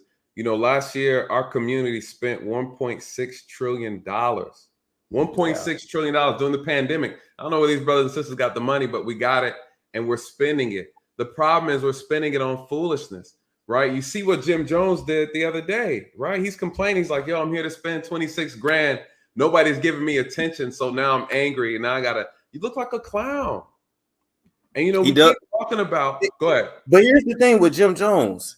And I remember, you know, the show Love and Hip Hop, right? Yeah. This lady named Yandy Smith used to be his manager. She rocked with him for years. But long story short, I think he was about to buy his girlfriend a Bentley or a watch that was like $100K. And she was just like, look, you can do it, but you really ain't got it. Like, it ain't smart to do. Right. Girlfriend found out about it. She got fired. Years later, his house is in foreclosure. He hopping from house to house. And it's just like, look how you spend your money. You want to spend $26K with white people that don't like you. Listen. Here's the problem, right? We spent $1.6 trillion and none of this stuff is going to our own businesses. They're not going to our community. These dollars don't even stay in our communities, right? We have to remember as a group that every expense we have is someone else's stream of income, right? Yes. And that money is not coming back building anything in our communities. Here's the issue. We spent $1.6 trillion last year during a pandemic, but our wealth has declined. Our wealth has dropped, right? Our wealth has dropped. Now, mind you, we're 13% of the population, yet we only own 1% of the nation's wealth. You can't make this up. Yeah. But here's the other problem, though, since we don't own any wealth. The government guess how much they spent last year on the military? $700 billion. Listen, black people were only 13%. We spending more than the government. What can we do with our money? Let that sink in. They spent 700 billion. We spent 1.6 trillion. You guys, we spend enough money to raise an army, right? So it bothers me, you know, and this is the problem. We're not putting our money back in the areas and the things that we need to put it in. We have to really push a lot of these other people out of our communities that are actually milking our dollars, right? And so, you know, again, it's so weird. I remember last year for my mom's birthday, I took her and my sister out. And I remember mom was like, hey, let me drop off these clothes at the cleaners. Let me tell you, the entire day, those dollars went to everybody else. We went out to eat. We went to Juicy Crab, you know, and you know, that's owned by Asians. And when you go in there, ain't nothing but brothers and sisters, and they're tearing up them crab legs, right? We went and dropped her clothes off at the cleaners. We then went to the beauty supply store. You know, we don't own that, right? I took them to the nail place to get that. You know, we don't own that. You guys, we went out to eat. We don't own that either. All of our money. Then we stopped and got gas. We don't own that either. We own nothing in our communities. Nothing. Even if it's a barber shop, we don't own the building, right? So someone is always and constantly making money off of us. And so it's sad. At the end of the day, you know, we have to starve these people out of our communities and then take them over. You know, only takes 30 days to stop using these beauty supply stores. And they're fucking done. They're done. And they're done. And they're done. Move them out. If you go behind the race house, you go behind the rice houses, you go behind the nail salons, they drive Ferraris, they drive Porsches. Yes. They are living great. If we we are their economy. We just like, you know what? I ain't getting my nails done by you. I'm gonna do my nails at home, or I'm gonna find Keisha to do my nails because we in Atlanta. There's no excuse not to go to black-owned. None. Let me tell you, if we can just get Keisha to listen, Keisha, keep the baby hairs a little nappy just for 30 days. We got you. We're gonna support you just for 30 days, right? Reuse the weave just for 30 days. Listen, we have to starve them out because here's the problem. I spoke to a predominantly owned beauty supply store. I think it's in, if I'm not mistaken, it's not Duluth. It's near Chambly. It's where Big Dave's has his second restaurant at. You familiar with Big Dave? Oh, okay. Chambly's not far at all. Chambly, yep. So there's a black-owned beauty supply store. So I went and spoke to her and I said, hey, listen, because the special thing I use for my beard is black-owned, right? So I said, let me ask you a question. Can you let me know what that is, by the way? I see, brother. I see. I got you. I'm gonna get you right. Beard got a little struggle growth. I got you, brother. I got you. It's yeah. It's a little bad. It's all right. It's all right. So I asked her, I said, hey, can you tell me why can't we get into this market properly? And she basically said that when the powers that be, the Asian community that monopolizes, first of all, black products, right? They are monopolizing the stuff that we use. They can't even use it on their skin or their hair, and they're monopolizing it. It's embarrassing, you guys, when you think about it, you know? And I was gonna tell you about a celebrity I made contact with. I don't know. You do celebrity gossip, right? Oh yeah. I'm gonna tell you, I ran into Portia, had a conversation with her about hair stuff. I'm gonna tell you what she said, and I was disappointed. So I asked her, and she said that what they're doing is that they are overcharging, right, these high wholesale prices to black business owners who want to open up their own beauty supply stores. And so what's happening is, in turn, now that owner has to sell prices higher to their patrons. And so what happens, me and you go into the store, you know, Jackie and Susan, they go into the store to buy the products, and they're like, hold on, man, it's like $6 higher than what I pay at Ling Ling shop. And then we stop supporting that shop, and they know that. And then so they no longer go and support the black-owned beauty supply store. They go back to the Ling Ling shop, and then they get it for the price that they can afford to sell it so low. And they end up choking them out of the business. But mind you, these are our products. You know, you guys, these are our products. We need to make a massive collective movement and say, no, we're not. It only takes 30 days. You guys, they're making millions of dollars. And what's even more embarrassing, God forbid if we want to open up a business in their community, You know, they're not going to give us they're not going to shop in there because they don't use our products. They're not. You would have to put a white face in there to run it, so they would think that, yeah, you're absolutely right about that. You know what? I'm thinking about it too. Like, okay, I've had staff, still got my staff has been black, so okay, black economy. Right. I wear clothes that are black owned. I got black owned clothes. You know, some that's not black owned. Draw a lot of stuff I'm buying. It is black owned, but it's not enough. Yes, it's not enough. It isn't, and the problem is because, you know, and I had a conversation with someone about this, and they kind of gave me a little pushback, saying that, you know, the problem with when we create products, we always have to label it black this, black that. And the reality is we need to just make quality products that everybody can use, which I agree 100%. But the issue in our communities are that we have other people's businesses selling products to us that they themselves don't use. You know, when I was at Juicy Crab, you know, the owners and the owners, the ones who were Asian, the ones who were working in the restaurant, weren't even eating the food that they cook, that they're feeding us. They're eating vegetables and rice. Right, they don't serve that on the menu, and we sitting here slopping down salty ass crab. Yes, I told them on the show. I had got into that mode of, oh, I gotta have lobster. I don't fucking like lobster. I had to go. I was just buying it because it's luxury. I don't. Right. It doesn't have a taste to me. They said you were you on a dating show? Yeah, actually, I was. Listen, I used to actually act. I used to act on the side. I was on Married at First Sight, Second Chances. Yep. I got a question for you. I'm sorry, everybody that's on here, but I got a question for you. All right. So I thought about either going on Married at First Sight or like Love is Blind just to do it. So, like, how real is the show? It's not real. It's actually, what they try to do is, it's scripted, but they try to get real reactions out of you, right? So the entire time we're filming, they wanted to get people as drunk as possible. Mind you, I'm a cop, right? So again, during that time, during that time I was a police officer. I got really injured 2 years ago, and I had to retire, which is what led me to start my YouTube channel. The goal of my channel it's Real Nathan Daily, but the goal of the channel is to help repair the relationship between the Black community and law enforcement. So I gotta have you back on for sure. Okay. No, absolutely. Anytime.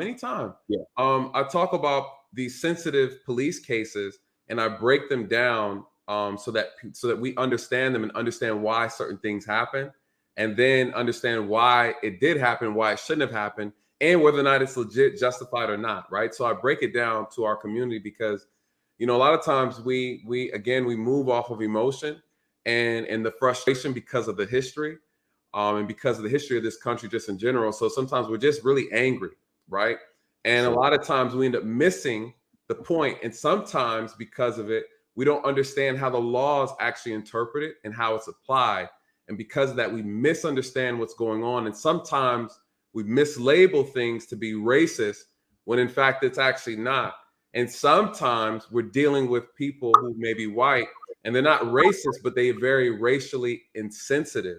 And there's a difference between the two. And so I just try to bring insight so that we can heal and that we can also pursue better options when it comes to policing. And so, funny enough, my plan is to work with the new mayor here in Atlanta and present some new reform ideas so they can pilot these things and eventually try to mimic it in different major cities where you know the Black community strives, so we can see some changes.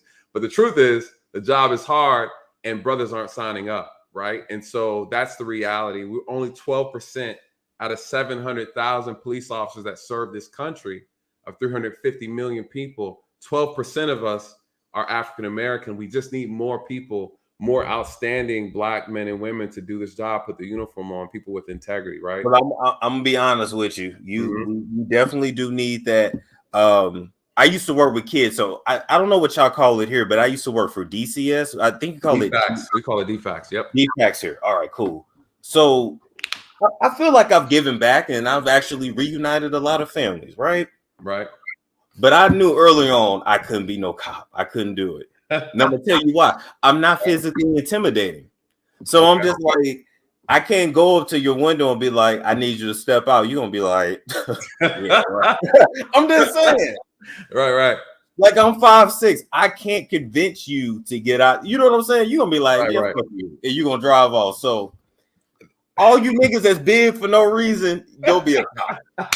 You know, I have to say, I got to push back, and I got to ask you questions about working in child services, because I had a conversation on my channel talking about, you know, a lot of times I speak about a lot of things within our community, and some people might think I'm capping, but I'm telling them how bad a lot of things are in our community that need to be addressed and need to be, you know, we need to work on, right?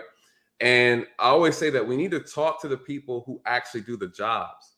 And that's the only way we'll get a very clear view of what's really going on, right? Not the administrators, but the ones who are doing the job. So if you want to know about policing behind the scenes, talk to me. Don't talk to the chief. The chief's an administrator, right? He or she's there to sell you a dream.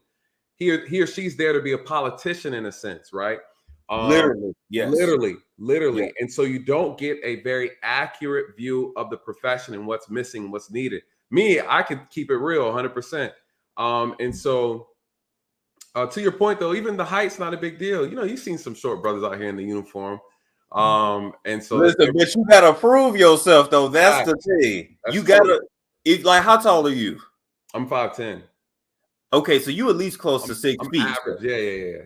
So your bitch may be taller than me. Like, it's not cool. And I'm like, I need you to turn around, sir. Put your head, nigga. Right.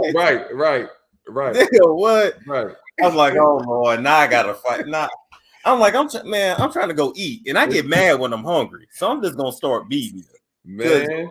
You know, but I hear you though. I hear you. I didn't think it was for me, and I got bad anxiety, so you can't be moving and shit. Right.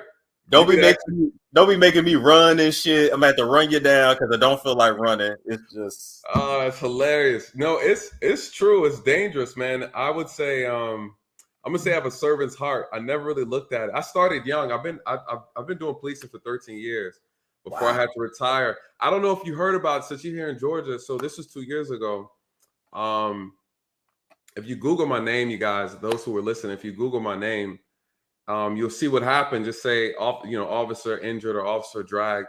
I was hanging out of a window of a car. I was dragged down 285 and 400. I don't know if you remember that. It went viral. The video was a real crazy. Again, asking Black homicide. It was They want to know when you was on the, and I'm gonna let you finish telling your story. But when you were on the job, how many instances of Black femicide did you see? Not much, but enough, right? You know, one is too many, right? One is too many. There you go. One is too many. And again, I served the Black community, so I've only served the white community for maybe 2 years, like middle class and above white community, not the lower class white community, because you know that's a thing too. A lot of people, you know, they have the benefit if their dirty laundry just doesn't get shown, guys. Really, yeah, their media keep them on hush hush. So even if you didn't see Black femicide a lot, I'm assuming you saw a lot of domestic violence in. Absolutely. Yeah. I would do at least a minimum, maybe about 6 to 7 domestic violence cases a day. Damn. And in our community, about 6 or 7 a day. And that's on a good day. And so that includes you know, man on woman violence, woman on man violence, you know, parents on child, and even man on man, you know, even family. So I would say the men on men though, and the women on woman from the LGBT side is always the most violent, to be honest. I would say it's just as violent. It gets really bad. And but it's honestly, it's bad all across the board, not to single any group out, but it's bad across the board. But a lot of domestics, man, and it's sad, it's disappointing, and especially when I have to call have to call DFACS, right? I have to call child services. Yeah. And I have to remove children out of a home. I don't like doing that either. And it's hard because, again, child services isn't all what it's cracked up to be either. You know? Oh no, I can tell them. And I never worked in investigations, even though I've done it. So I would normally get the family like 30 days after the kids have been removed. Correct. Now I'm supposed to help you get your kids back. Right. But people don't understand it gets deep. Like, and then there's so many politics in CP or DFACS, so many politics. And then you would have caseworkers that would get personally attached to some kids. Yes.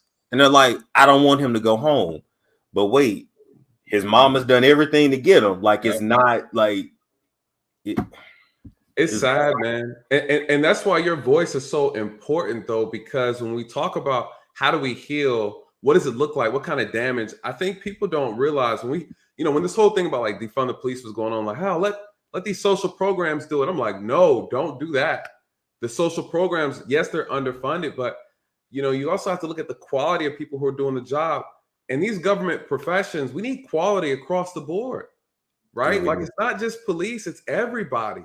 We're putting people in positions who don't have the heart, who don't, shout out to one of your previous callers, let's talk about that spiritual talk. I'm all about it. They're talking about that spiritual stuff. And so, that's the thing. I can't tell you how many houses I went to, and it makes you question, what's been brewing, right, on a biblical level. And if you don't, for those who have eyes, right, to see and you understand what's going on, I walk out of places praying like, or I got to, before I go into a place, I got to pray. Oh, man, it's. Oh, I'll tell you a story. Guys, let me get it. I'm from Arizona, right? All right. So people don't realize Arizona is very lenient on one thing. Murder. Murder. It is not odd to meet people that have killed people, did 15 years, they're out. 20 years or 10 years, they're out, right? So a man, it was a kid on my caseload. Her dad was an axe murdering Satanist who was also on the sex offender list. Yeah. And so I remember going to his little trailer in the middle of nowhere in Arizona, and I had to tell him, like, you're not gonna get custody of your daughter. Like, you're just, you know what I mean? But it's so weird because he was a Satanist. He believed he was 300 years old. But when I tell you, he showed me the most respect. Yeah. Yeah.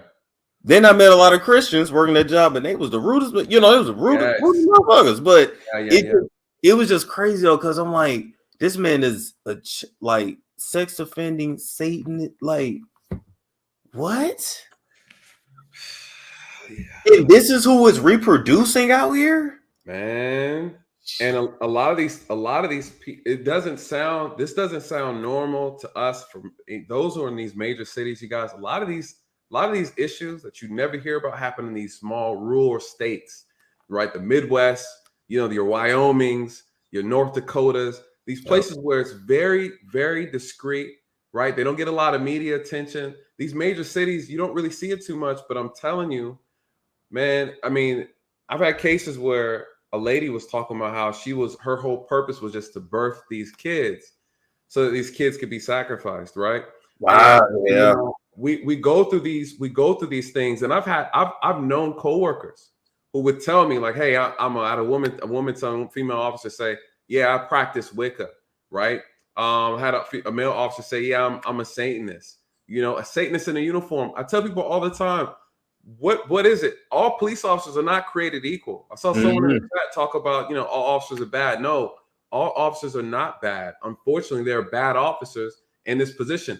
And it's not the uniform as much as it's just the person. I am just me that wears the uniform. What you get from me is I'm filtering my job through my personality. What is my personality? Who am I? I always tell people, if you want to know what type of officer you have, you need to know where the officer came from. What does his family look like? What type of friends does he have? What does he believe in? What's his faith? What's his moral compass? You guys, this is what makes an individual. We can look around us. You can look at our family. Anybody in your family, do you believe would be worthy to put a uniform on, right? Be honest. Shit, right. no. Right. I wouldn't trust most of them to watch my dog. Are you kidding me? Right. You know, so the reality is find this person that's qualified to wield this much power. That's the issue. Yeah. Right. The issue is we have regular people who are not worthy of the power that comes with this uniform. You know, and I didn't learn it until younger. I'm just very blessed that I was raised right. You know, and not only that, when I came under the pressure of ego, you know, I made sure that I identified it, right? I had people who kept me humble. And at the same time, my heart was always in the right place. I can't say that for everybody, right? Yeah. If you don't have a heart of a servant, you shouldn't be doing this job, right? I don't care what you think of yourself. The reality is the power will get to you. And no one teaches you how to handle power when you think about it, right? Someone gave you $1 million tomorrow, Storm. I don't know, right? But the reality is $1 million in your hand, my hands, and somebody else's hands is going to be completely different. Yeah. You know, who taught these officers how to manage, how to deal with power? What does it feel like? Some people live their entire life and they don't know what it feels like to be powerful. When you put that uniform on, you guys, I'm telling you right now, people submit to you. And some people cannot handle that. And what ends up happening is over time, it ends up corroding your ego, corroding your morals if you're not careful. Yeah. And some people can't do the self-work. You know, you got to be willing to do the self-work. This is no different when you go to a job, say you're a nurse and you work with a doctor, right? It's the same concept. Same concept. Same concept. It's just a different profession. And one thing I noticed too, when you work a job where you serve people, right? You are gonna have to face your own traumas, your own insecurities. Like it's gonna come out, or you're gonna meet somebody that mirrors you, and you like, yes, it's so true. People not aware. You know, I started this profession when I was 21, and you know, I was too young. Should have never been an officer. You know, I should have never been an officer. It's too young to have that much power. You know, by the grace of God, I was able to manage myself. You know, my heart was just so into it that I never looked at it from the wrong way, right? I was always trying to help others. That's why I wanted to do the job. And so, you know, even looking back at it, I would walk through places, walk through malls, walk through stores and communities, and people would submit to me, right? I got all this respect. This is the problem with the profession, because this is what I talk to people about on my channel. The biggest problem with this profession as an officer is that you're automatically given respect and you never have to earn it. You never have to earn it. So imagine that. You have all this power. When you move and walk around, people submit to you. People honor you. They glorify you in a sense, right? They put you on a pedestal. People are afraid of you. Fear that is given but never earned. Respect that is given but never earned. That is the problem. And so some officers can't handle that. And so what ends up happening, because what would it look like, Storm? What would it look like if officers had to earn your respect, right? The only respect that I'm given is the one that I'm earned. You guys, that is the mind shift that has to happen. It's almost like you got to, like, these officers, it's like a social thing, right? Yeah. You know, like you should be able to score an officer. That score should reflect their pay at the end of the quarter, right? Hey, they would move different. They would move different. There you go. Because here's the thing: the problem with an officer now, the biggest problem in our profession, is that I don't have to earn your respect. You have to give it to me, whether I'm one that's worthy to be respected or not. You still have to give it to me. It doesn't matter. No matter how I treat you, you still have to respect this uniform, no matter what. If not, there's consequences. What happens when you have an officer that polices through his ego, right? This is the problem, you know? So again, it's unearned respect. That's the problem in this profession. And I think, you know, my plan is to take this conversation mainstream, because people need to understand we need to start filtering out a lot of the ignorant officers out of this profession. We need to start inspiring more people from our community to step up and put the uniform on. I talk to a lot of brothers. They're like, nah, bro, I couldn't do it. You know, because why? Because I know the foolishness that goes on in our community, and I'm not trying to deal with those clowns. You know, and so this is the problem. You know, if we're going to talk about the police reform aspect, we got to talk about our community reform. how are we going to address, you know, these Pookies and Ray Rays in our community acting up, you know? Let me say this. I want you to email me. I don't know if you have access to it from there. What's that? Can you see the chat where you are? Yeah, I can see the chat. You gonna throw something in the private chat? Yeah. All right. For you to email there. We gotta do us an interview and just lay it all out and break it all down. Absolutely. I got it. I'll email. Yeah, man. I'm sorry. Shoot, we just chatting, bro. I didn't mean You good, man. You good. Because I want you to save the story about your accident for the video. Okay, that's what's up. I appreciate that.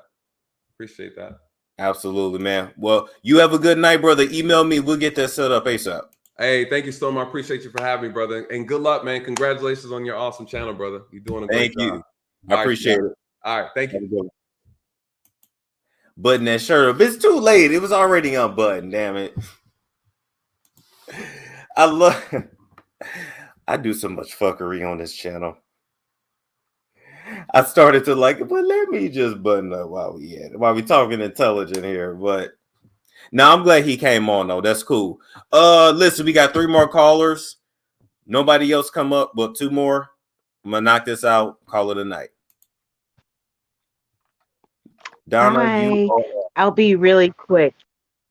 I just got hip to you a couple of weeks ago, and I just adore your channel, so I'm very glad. And the last caller was amazing because I originally called to talk about Jussie Smollett, and I come from a legal background. And personally, I was offended that he didn't get more time. I think a few of your callers talked about it because not looking at color, and I'm Black and have been a supportive, I'm over 50. I've been a supporter of the LGBT community before there were letters. Oh, wow. Kind of thing. So I feel like he disserviced me as a Black community and as a supporter of that community. I think what he did was horrible. I thought the judge was fair and read him not necessarily for filth, but truth without any colors. I think he orchestrated and did all of this himself. A few years ago, he could have, my bad, paid a fine and it would have been over.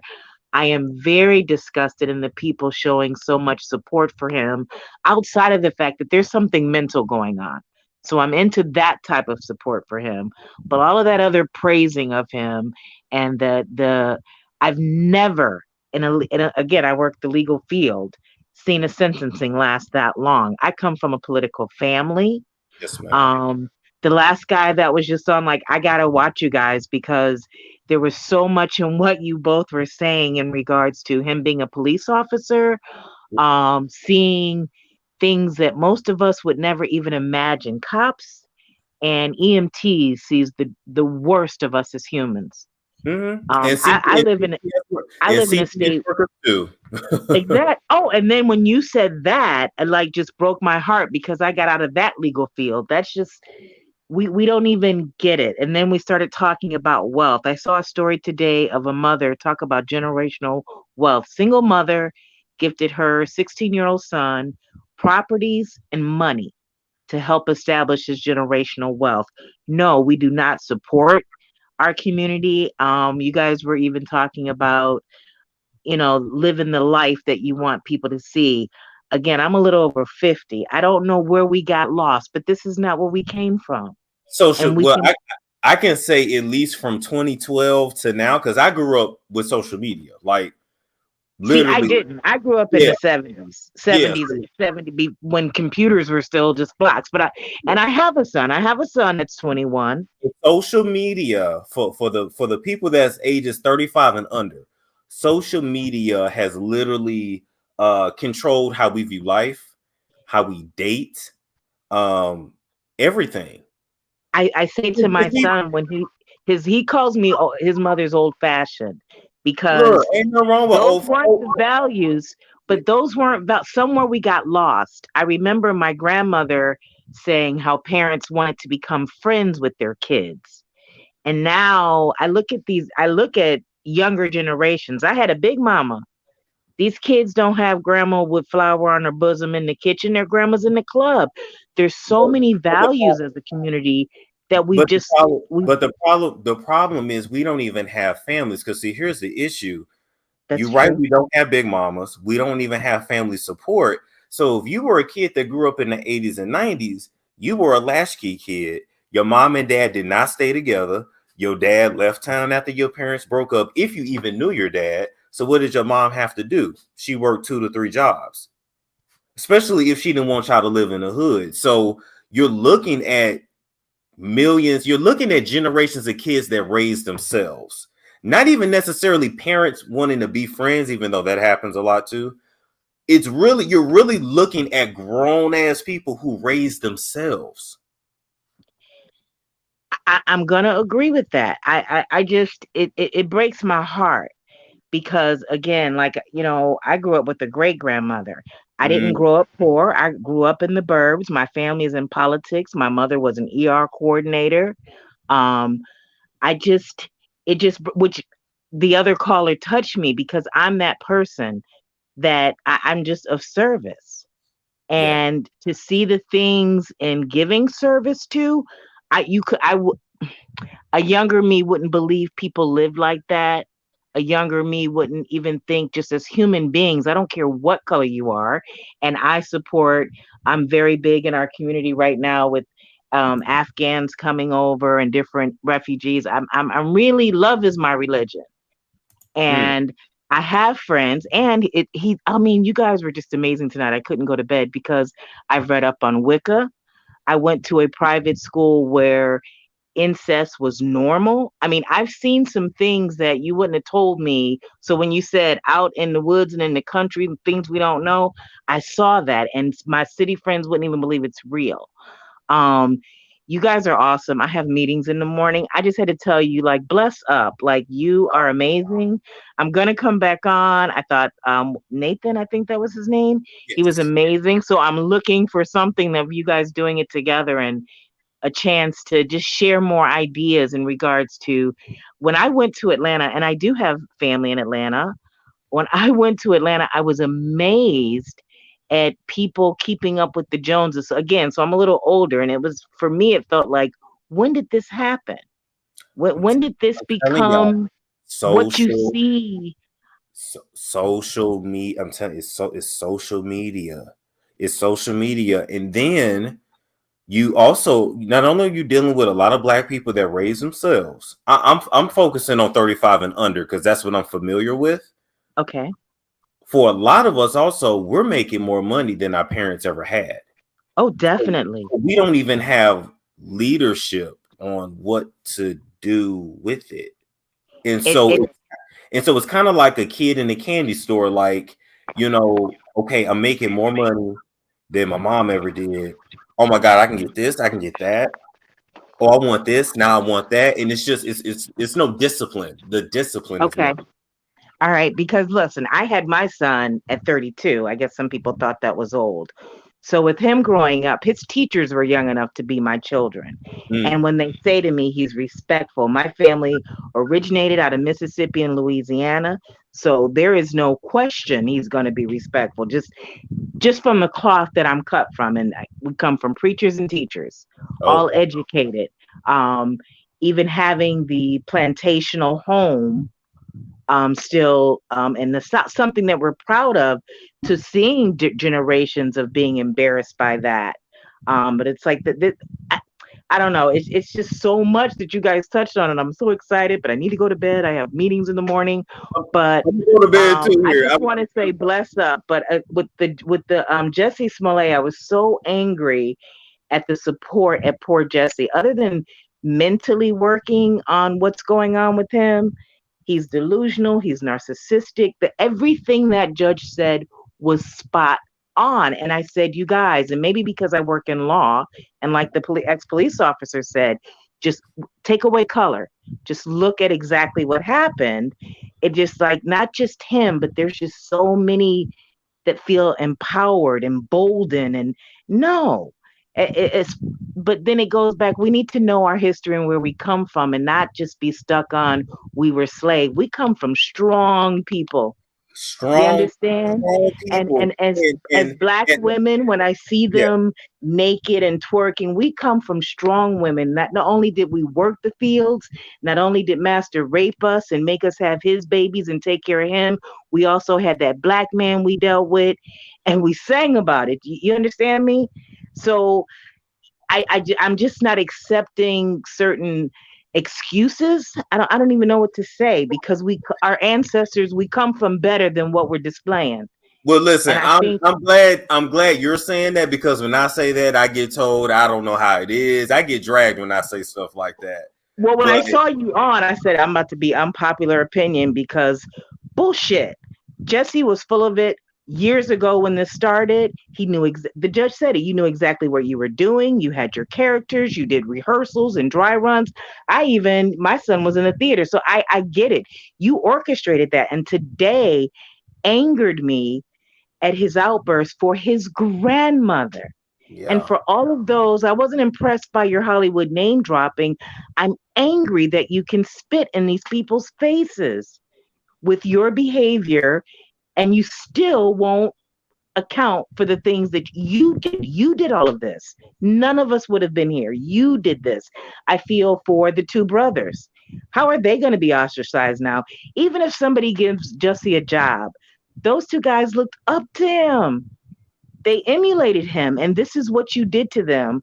To maybe they're going to be blacklisted. You understand what I'm saying? Like, there's so much in that angered me, and I told a coworker it has nothing to do with the black community for me, other than I'm disappointed because besides the fact that he was on Empire, the average Joe, how many, and again, I'm very active in the LGBT community here.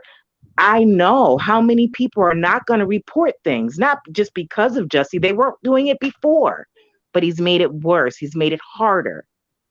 He's made it harder for, I think, the communities that he say he's supporting. It's just so much. But bless you. I know you got people in here. I got to get to bed, but I am checking you out. I am so glad I joined your channel and got turned on to you. Bless you, and keep doing what you're doing. Thank you. Thank you so much. You have a good night, okay? All right, you too. Thank you. Bye-bye. Listen, she spoke that real. She spoke that real. We will have to have someone on a black femicide expert. I feel like Cynthia G can break down the stats too. If not, I'll research it and do a video and break it down too. Because it does happen a hell of a lot, and maybe it's just not reported or not being investigated, but it's not being talked about for a reason. Anyway, with that being said, I'm gonna say this. Damn, I have been having some really intelligent conversations the last couple days here. Wow. I'm gonna have to get my shit together, start acting like I got some sense. Bring the lady Black Feminine. She has a YouTube channel. Okay, for sure. Email me her information. I would love to have her on, because I don't know the stats, and so a lot of times I watch these people on YouTube and I'm like, damn, I don't know the stats, so I don't want to speak on something I don't know. Although growing up, of course, you knew a bunch of women that were in domestic violence relationships, so I believe it, but it's not talked about. The DV part is, but black femicide, there, people don't want to talk about that for some reason. Oh yeah, Nicole says it's gonna be an elevation. Thank you, Nicole. Yeah, that's what I'm saying. Like I can't do nothing ignorant after that. Like I just can't. Appreciate you. Thank you so much. All right, I'm gonna call it a night, and I'm gonna chop some stuff up, chop some parts out. Like, comment, subscribe, share if you care. I will catch you guys later.